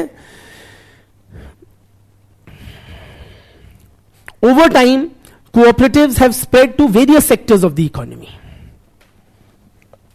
Cooperatives have been established in which fields? Successful cooperatives batao. Yes, so milk cooperatives of Gujarat, or tea cooperatives from Tamil Nadu, sugar cooperatives of Maharashtra. Are you with me? Urban areas में housing cooperatives होती हैं. There is a very robust, no talking, very robust network of banks and credit institutions which has been established by cooperatives. समझ रहे हैं? Fishing cooperatives हैं केरला में, silk cooperatives हैं.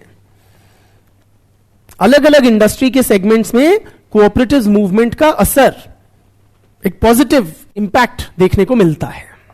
अच्छा, another important feature of these cooperatives is that they are imbued with a democratic spirit. Democratic spirit. Meaning what?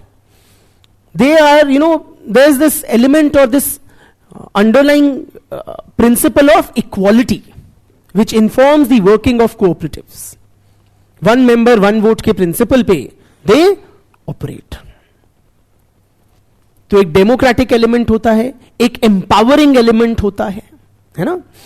And of course there was this constitutional amendment which made the right to form cooperatives a fundamental right.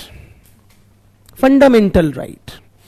Also, a directive principle of state policy was inserted for the promotion of cooperatives.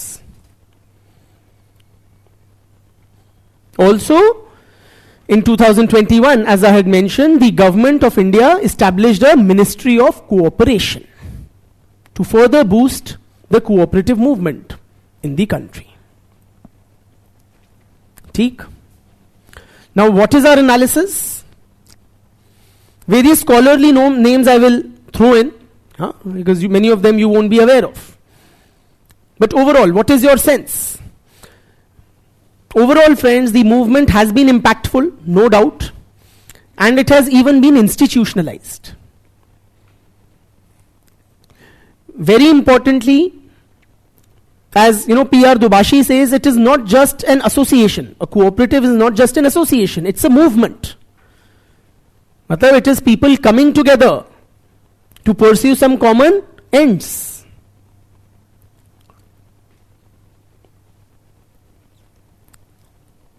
The cooperative movement has been able to spread the message of economic democracy. Economic democracy. Varghese Kurian. Kurian was the father of the milk revolution, the guy who spearheaded the Amul, movement. So he was a very strong proponent of the cooperatives movement. He was of the view that the cooperatives can provide an alternative model of development. He was very critical of the current phase of economic liberalization and globalization, which he said was basically another name for inviting MNCs to the country for capitalist exploitation. Instead, the cooperative movement can provide a viable alternative. Without exploitation, it can ensure economic growth and development. And the wealth generated will not be confined to few global corporates. They will be shared amongst the people. So it will have a very positive, widespread economic and social impact.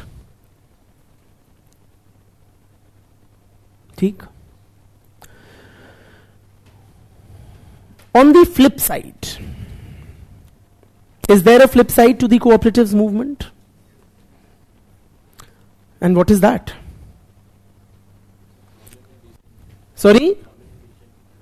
In decision making in the cooperatives. Okay. Very importantly, friends, as some scholars have pointed out, some studies have pointed out, the cooperative movement seems to have been hijacked by the rich and the powerful, which basically defeats the very purpose, the very intent of the movement. It was meant to be empowering those who could not, sustain themselves. But now it seems to have been hijacked by the rich and the powerful. In Gujarat, for instance, there are many cooperatives in several villages which are literally manned, controlled, everything decided by a single family.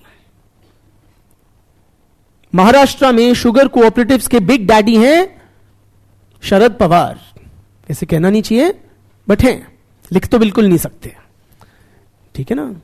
वो तेलगी ने एक उनका नाम ले दिया था, वो पता नहीं गायब ही हो गया. वीडियो भी तेलगी भी. ठीक है. ठीक. सो ये है about the cooperatives movement.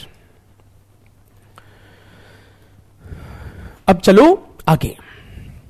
Heading 2, इन दोनों का आई गिव यू हैंडआउट्स और पीडीएफ. अब चलो आगे. Heading 2, agrarian social structure oblique agrarian class structure.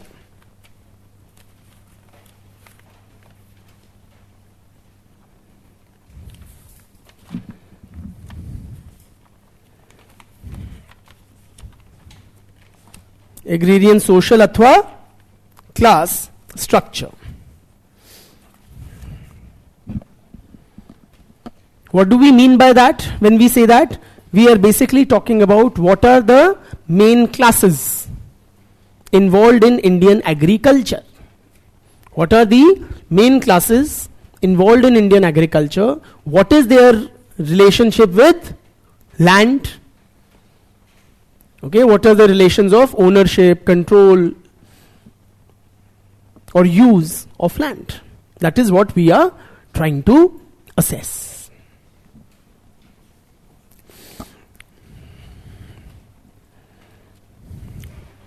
So different scholars have pictured the agrarian class structure differently as follows. A.R.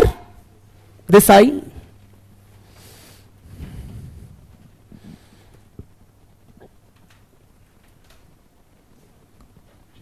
he identifies three classes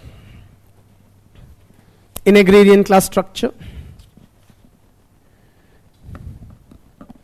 namely upper class landowners. Three classes: upper class landowners, middle class landowners, and lower class landowners.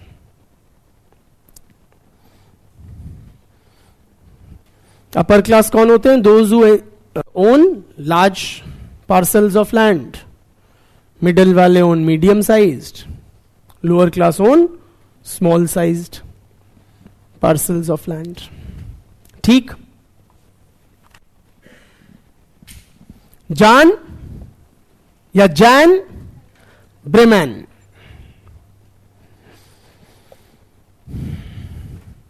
he conducted a study in Surat in Gujarat.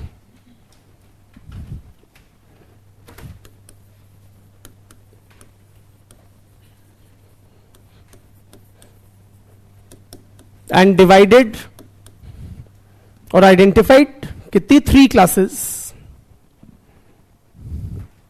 namely large farmers,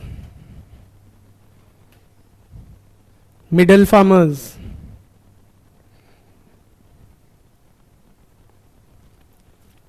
small and marginal farmers.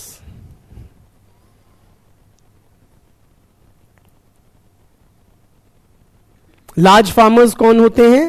Those who own more than 15 acres of land. Own more than 15 acres of land. 1-5. Middle farmers own between 5 and 15 acres of land.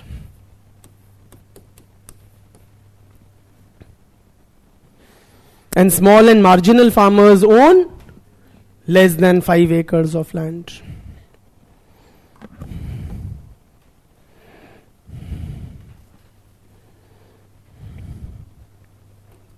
So land holding size के basis पे he divides. Is that an appropriate way of classifying farmers or not? Why not?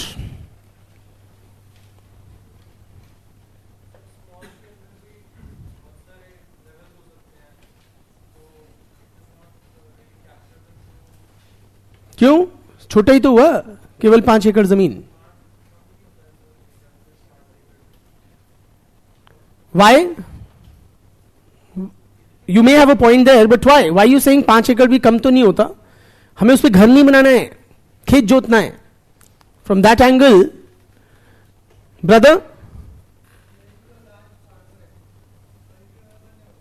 क्या? Uncultivable land हो सकता है, very good.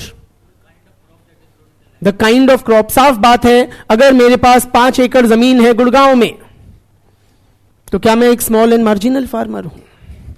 क्या हूं मैं? हां, मल्टी करोड़पति. यस और नो? साफ बात है, लैंड की जो वैल्यू है that would very depending on location, the productivity of the soil, the type of the soil, how many crops are grown, कि एक उगता है साल में या 3 उगते हैं. यस और no? What kind of crops are supported, whether there are irrigation, लिखवा दूंगा, whether there are irrigation facilities available or not, whether the market is nearby or the mandi is nearby or not, so many factors. And to his credit, Breman acknowledges them. Okay, so he doesn't say that this classification you can apply across the country, and he does tell कि we should factor in these other aspects. इसने सूरत के लिए कहा है when he was studying it at that time. ठीक है, तो लिखो, Breman suggests that apart from the size of the land holding,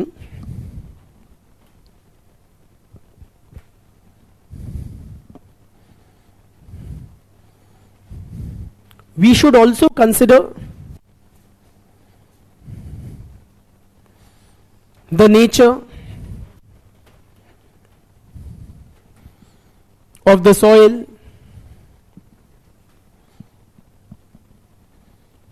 its productivity,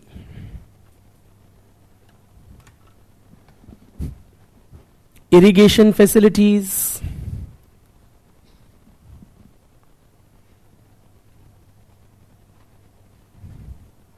availability of marketing infrastructure,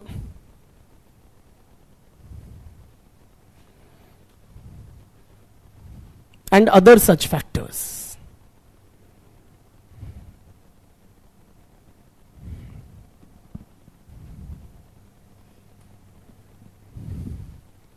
While classifying Indian farmers.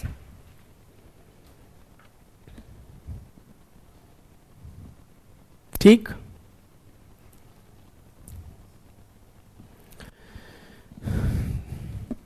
Another question while discussing the agrarian class structure or social structure, okay, that we need to address is whether or what is the defining stratification system when it comes to agrarian relations. Is it caste or class?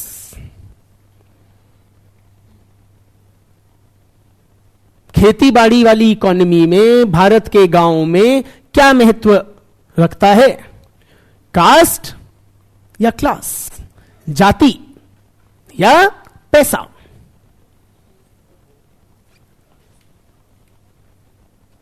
Give a subheading, caste और class, question mark.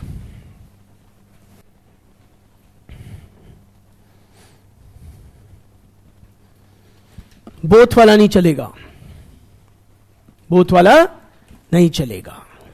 Pick a side. It is increasingly class and exclusively class.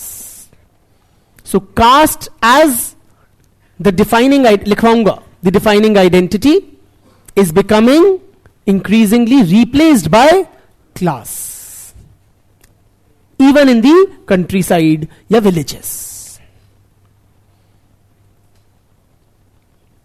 Cast की सेलियंस कम होती जा रही है और class, whether in terms of land ownership, whether in terms of availability of capital, whether in terms of availability of modern technology, resources, or modern knowledge or education, it is class which is becoming more salient. So various studies have indicated or emphasized on this increasing salience of class in the agrarian social structure instead of caste. ठीक है? Andre Beteille in his paper titled Class Structure in an Agrarian Society.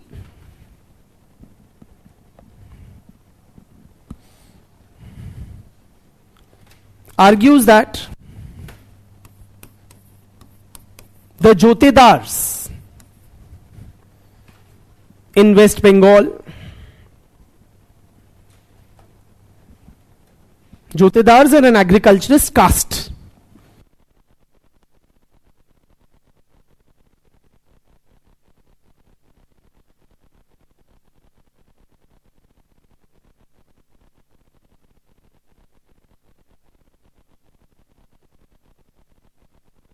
The Jotedars of West Bengal are moving towards transformation into a class.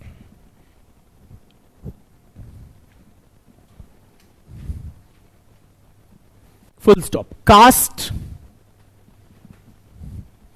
as a form of stratified inequality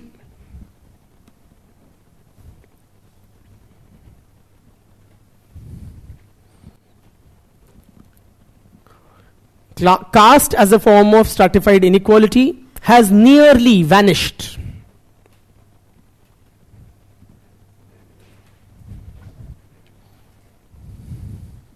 Full stop. Class is fast replacing caste. I repeat, class is fast replacing caste.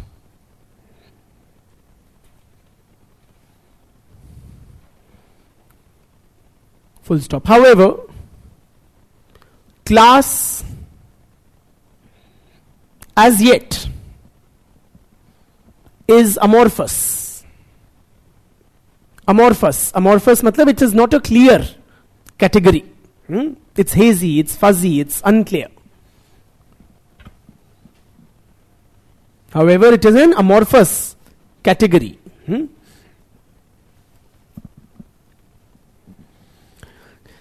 In his study of Sripuram village in Tamil Nadu, Sripuram,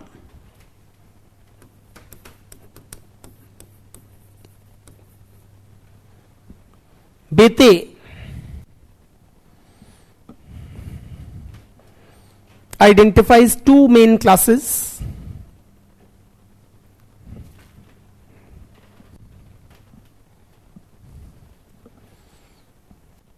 Owners of land and non-owners of land.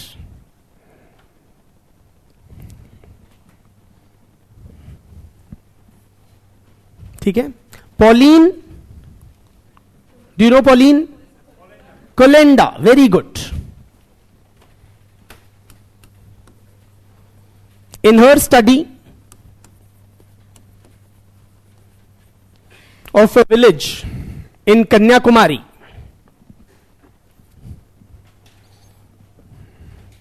in Tamil Nadu, concludes that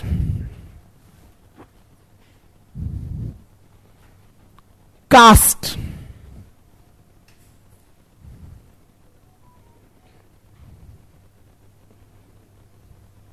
has been clearly replaced by class.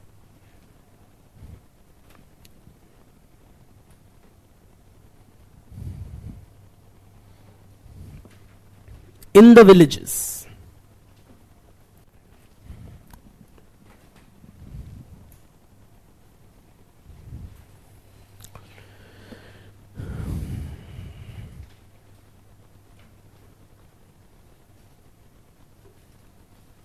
Full stop. The high castes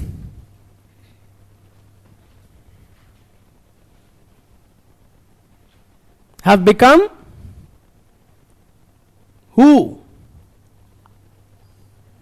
Sorry? Not high class. Middle class. The high castes have become middle class.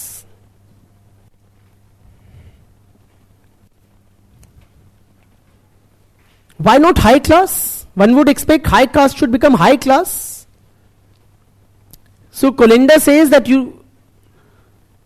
there is no scope to be rich in the rural economy. At best, one may be a middle class. And these middle class persons also, typically they are in city-based jobs. For example, one particular thing she notices, a lot of doctors based in the nearby town or city, they are owning respectable sized lands in the village. They are the middle class, but city-based. And any sort of riches, okay, so rich you cannot be in the rural setup. Okay? So the opportunities to be rich are clearly outside of the village. And the high castes have become middle class. ठीक? हाँ, एक बड़ी अच्छी है. Moving on beyond this question of caste and class. Staying with the agrarian class structure, but beyond the caste and class question. Daniel Thorner, and his is a very quote-worthy classification. Daniel Thorner.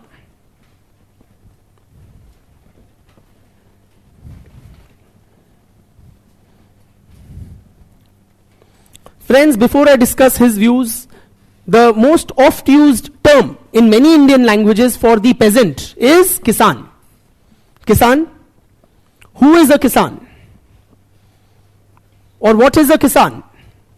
Is it those who own large parcels of land?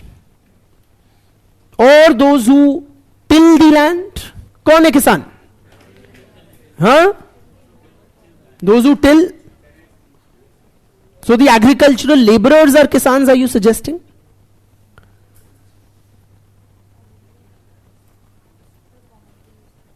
For all, the big zamindars and the agricultural laborers alike are Kisan, you are suggesting? No. Thorner, he gives a threefold classification. Okay? And it's one of the more popular ones. There are three classes, namely Malik, Kisan, and Mazdoor.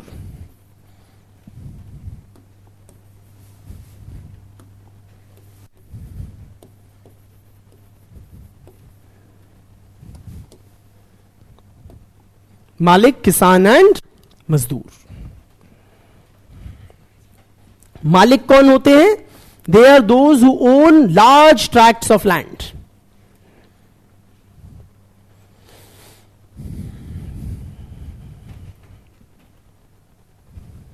Large tracts of land. ठीक है? Maliks can be of two types. Wonderful. They can be either in the nature of absentee landlords or supervisory maliks. Absentee landlords and supervisory maliks. दो type के मालिक होते हैं. अगर आप मालिक हो, many of you may be maliks. Any maliks here? Owning 30, 40, 50, 100 acres of land, but city based. Those would be absentee landlords. Okay, now humility is at display, I think. But that is what maliks are. है ना? तो अपने गांव की जमीन किसी को दे दी, वो लोग हैंडल कर रहे हैं, हम बैठ के अपना जो भी उससे रिटर्न आ रहा है वो एंजॉय कर रहे हैं. या वी कैन बी सुपरवाइजरी मालिक्स, possibly stationed in the city, in the village, है ना, and taking a more hands on role in the management and supervision of the agricultural estate.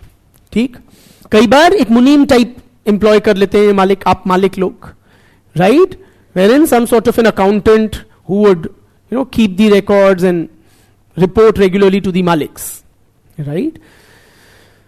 किसान कौन होते हैं? देखो, किसान शब्द जो टिपिकली है ना, it invokes this image of the hard working farmer who is like tilling the land. But whose land is he tilling? His own. Typically, he is that, enterprising, hard-working, entrepreneurial kind of a small farmer. He doesn't own vast tracts of land like the Malik. खुद का छोटा पर खुद का जमीन का टुकड़ा होता है. कई बार लिखवा दूंगा, कई बार खुद का नहीं होता तो पट्टे पे ले लेगा, किराए पे ले लेगा. He'll take it on lease from Malik's. ठीक है, लिखो. किसान्स are peasant proprietors or cultivators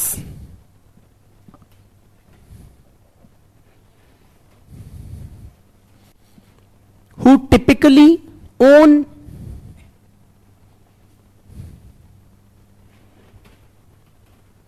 small tracts of land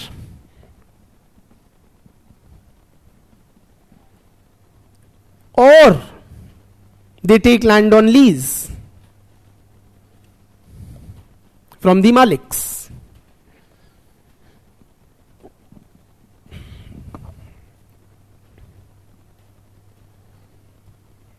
Who tills this land? His land. Himself. ठीक है, so they will typically employ or use their own labor and family labor. तो मैं, मेरे टाबर, मेरी लुगाई मिलके हम खुद अपना खेत जोत लेंगे.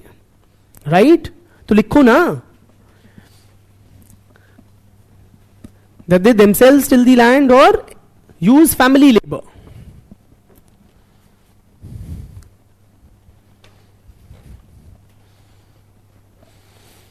Do these hardworking kisans employ outside labor? Yes, they do. Such a superficial city-based outlook you have. Yes, they do. But seasonally, temporarily. ठीक है? They may employ outside labor during peak seasons to supplement family labor. तो ये नहीं है कि बेटा मालिक के तरह बैठ गया घर पे. बेटा भी कमर तोड़ेगा, मैं भी कमर तोड़ूंगा, लुगाई भी कमर तोड़ेगी, एंड बाहर का भी.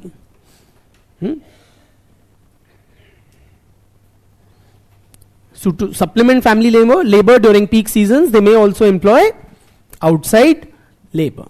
बट बहुत इतने फालतू पैसे नहीं है हमारे पास मालिकों की तरह कि हम घर बैठ के खाएं. राइट? मजदूर कौन होते हैं? They are the landless. मजदूर आर लिटरली मजदूर,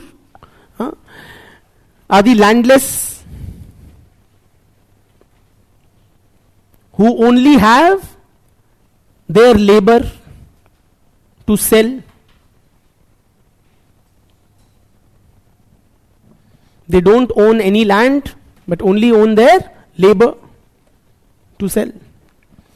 Mazdoors include landless laborers,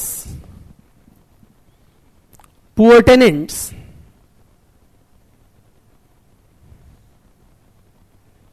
and sharecroppers.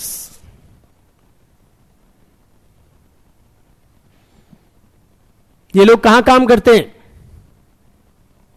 मालिक या किसान के जमीनों पे, या उनसे पट्टा लेके, ऐसे करके. ठीक, ये हो गए. Now this classification is a must quote. It is very popular. जब भी कोई गोरा इंडिक टर्म्स यूज कर देता है हमें लगता है वाओ, इसने बड़े पते की बात कर दी, तो ये छा गया. ठीक है. Last but not the least, last of this topic is the classification by the government of India.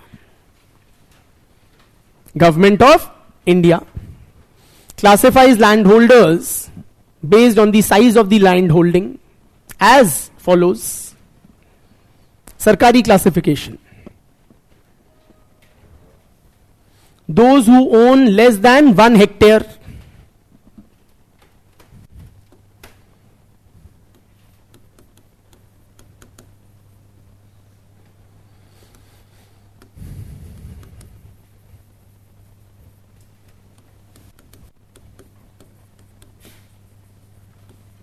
those who own less than 1 hectare are known as marginal farmers. ऐसे टेबल बना लो. Marginal farmers. Those who own between 1 to 2 hectare are called small farmers, या small landholders. those who own 2 to 4 hectare are called, any inputs? Semi-medium.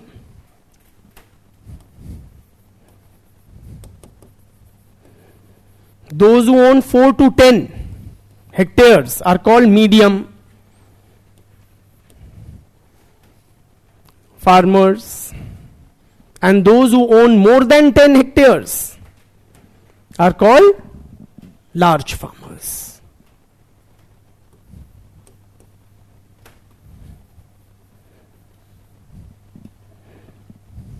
ठीक?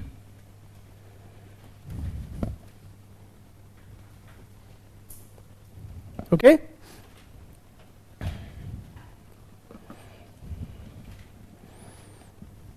Without getting into too much detail, just to give you an overview of how land holding pattern is in India overall, suffice it to say that 85% of all farmers, about 85% of all farmers are small and marginal.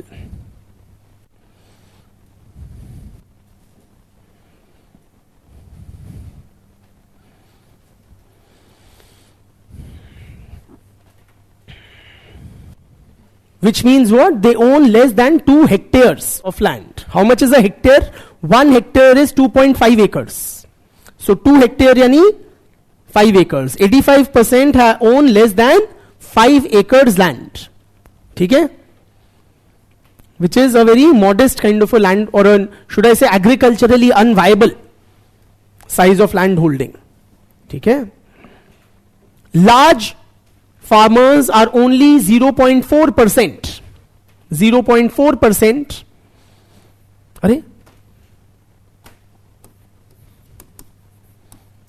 Of all farmers.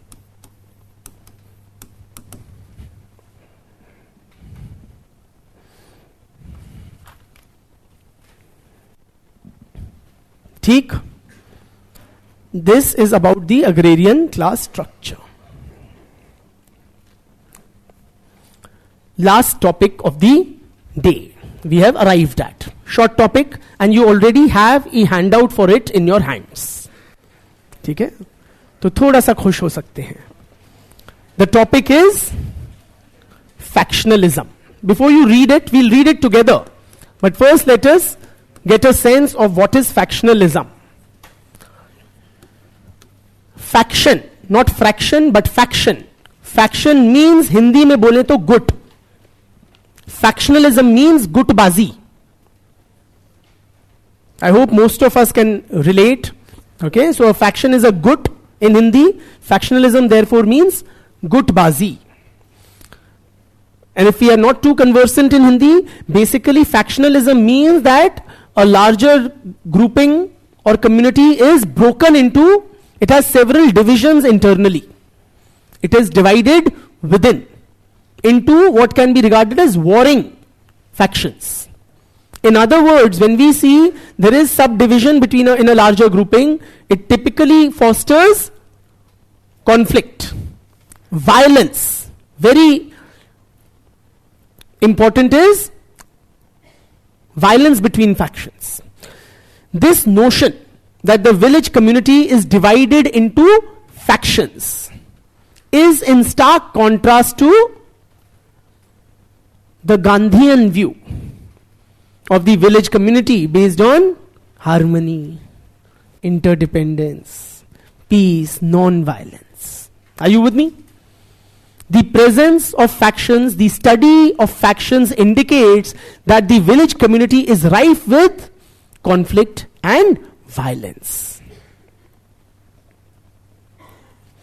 These factions which are formed are typically along or within a large extended family. परिवारों में जब बंटवारे हो जाते हैं, गुट बन जाते हैं, and a lot of disputes and conflicts, a lot of violence between factions is for कौन से disputes? हाँ, property या land, simply. One of the key reasons for factionalism and violence and disputes. in rural society. Bulk झगड़े जमीन के ऊपर होते हैं. Having said that, factionalism or violence associated with it, conflicts associated with, can be due to a variety of reasons. Various reasons, from the most seeming petty, trivial, to the more substantial ones. Substantial issues could be something like property disputes. Achha, one dimension of factionalism is family feuds. But it can be outside of the family, or, alag, on other lines also. For example, it could be in terms of geographical, say neighborhoods in a village. One neighborhood becomes one village, one neighborhood becomes one faction, another neighborhood in the village becomes another faction. Bluntly, ऐसी छोटी लड़ाई, road है, इस तरफ घर है, इस तरफ घर है, कूड़ेदान प्लेस होना है, मोदी जी ने स्वच्छ भारत अभियान कर दिया, हमारी साइड होगा या तुम्हारी साइड होगा, बट गया विलेज दो फैक्शंस में, ऑन सच अ पेटी trivial kind of a matter.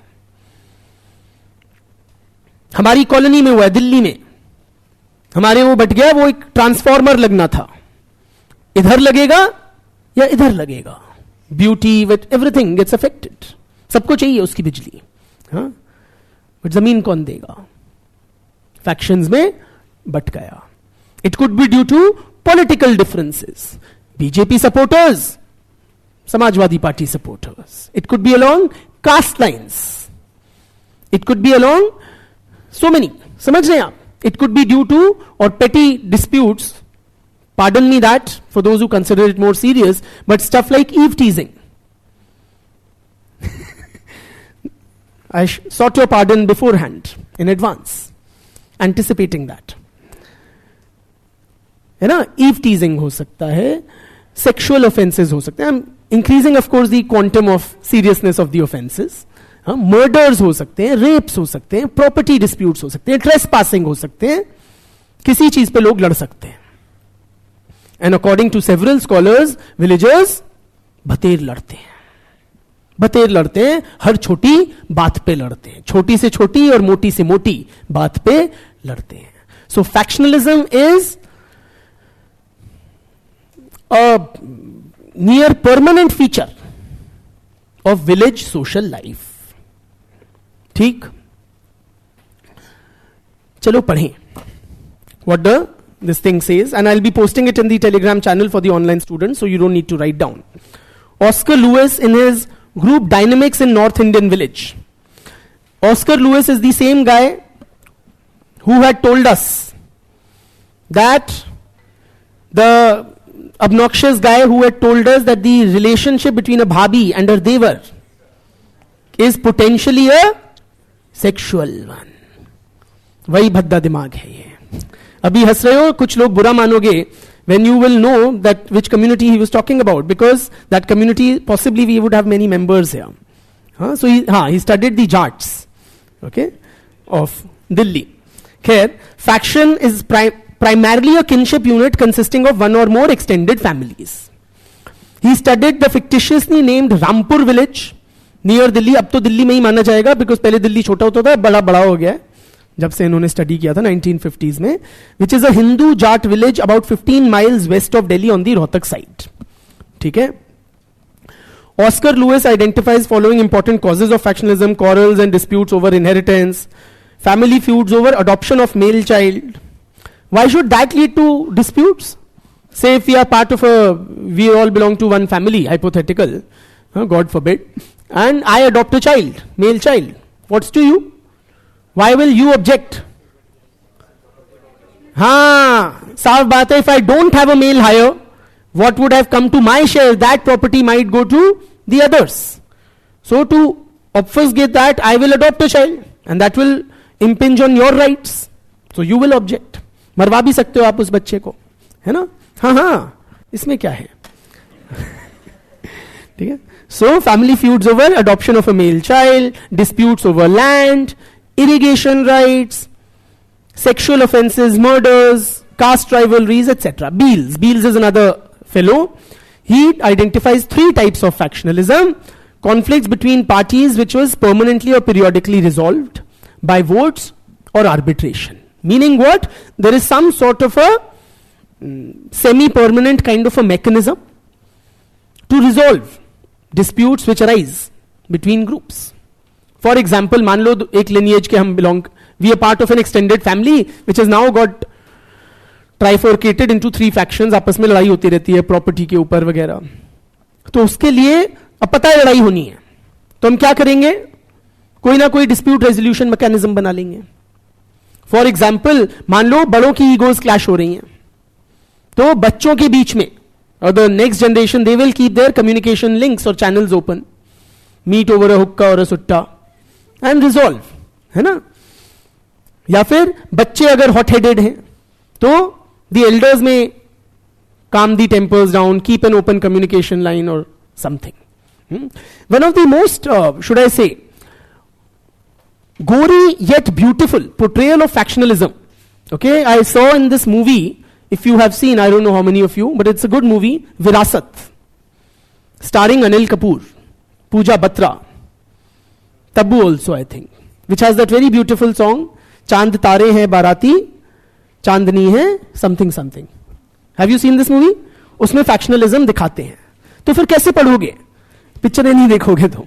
खैर, तो उसमें दिखाते हैं कि वो उसका अपने दो कजन्स के बीच में डिस्प्यूट होता है, Anil Kapoor and his cousin. Anil Kapoor is like a shahri boy who is like fancy and west bred and all, and he's like coming to the village for village tourism kinds, and he brings in this very hip lady, English speaking Pooja Batra with an accent to the village. So firstly everybody gets scandalized, of course, and then something happens in the factionalism. His father dies, so he has to then don the mantle of the head of that faction. Okay, and that completely changes this thing. Then during that factional fight, one of the village mundus, okay, the Garib Gaon wala who belonged to the Anil Kapoor faction, in a very petty matter he loses his arm, and he's not at all apologetic or sorry about it. He's like, kya ho gaya? Okay? So and that really shocks Anil Kapoor, because he's westernized and he's like a human hand and all. Care. So conflicts between parties which are permanently or periodically resolved by votes or arbitration. Dusra, conflicts between subgroups of larger groups, between the of larger groups, which tend to lead to dissolution of the group. Which tend to lead to dissolution of the group. So a bigger group becoming dysfunctional, breaking down and getting divided into smaller groups because the differences are irreconcilable. They cannot be resolved. तो वो जो बड़ा grouping है वो टूटी जाती है और छोटे गुटों में फॉर एवर वो बढ़ जाते हैं. तीसरा क्या है? where the smaller groups, not only the bigger group gets dissolved, but even the smaller groups which are formed, they are so unstable that they also tend to dissolve. ठीक है? तो इस 3 टाइप के factions वो बताता है. Third is conflict between transient groupings, which not only dissolves the major group but also results in lack of cooperation between the smaller groupings within. ठीक है? तो ये है फैक्शनलिज्म. बहुत बहुत धन्यवाद.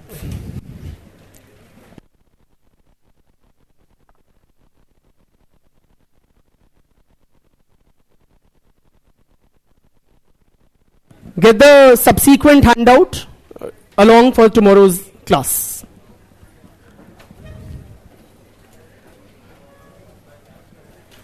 And how many of you, a quick feedback, how many of you think this handout thing is good?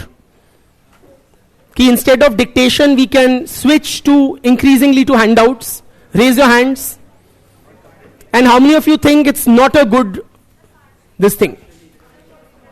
Okay, for small topics, how many of are you in favor of handouts based instead of dictation? Raise. So that's an overwhelming majority.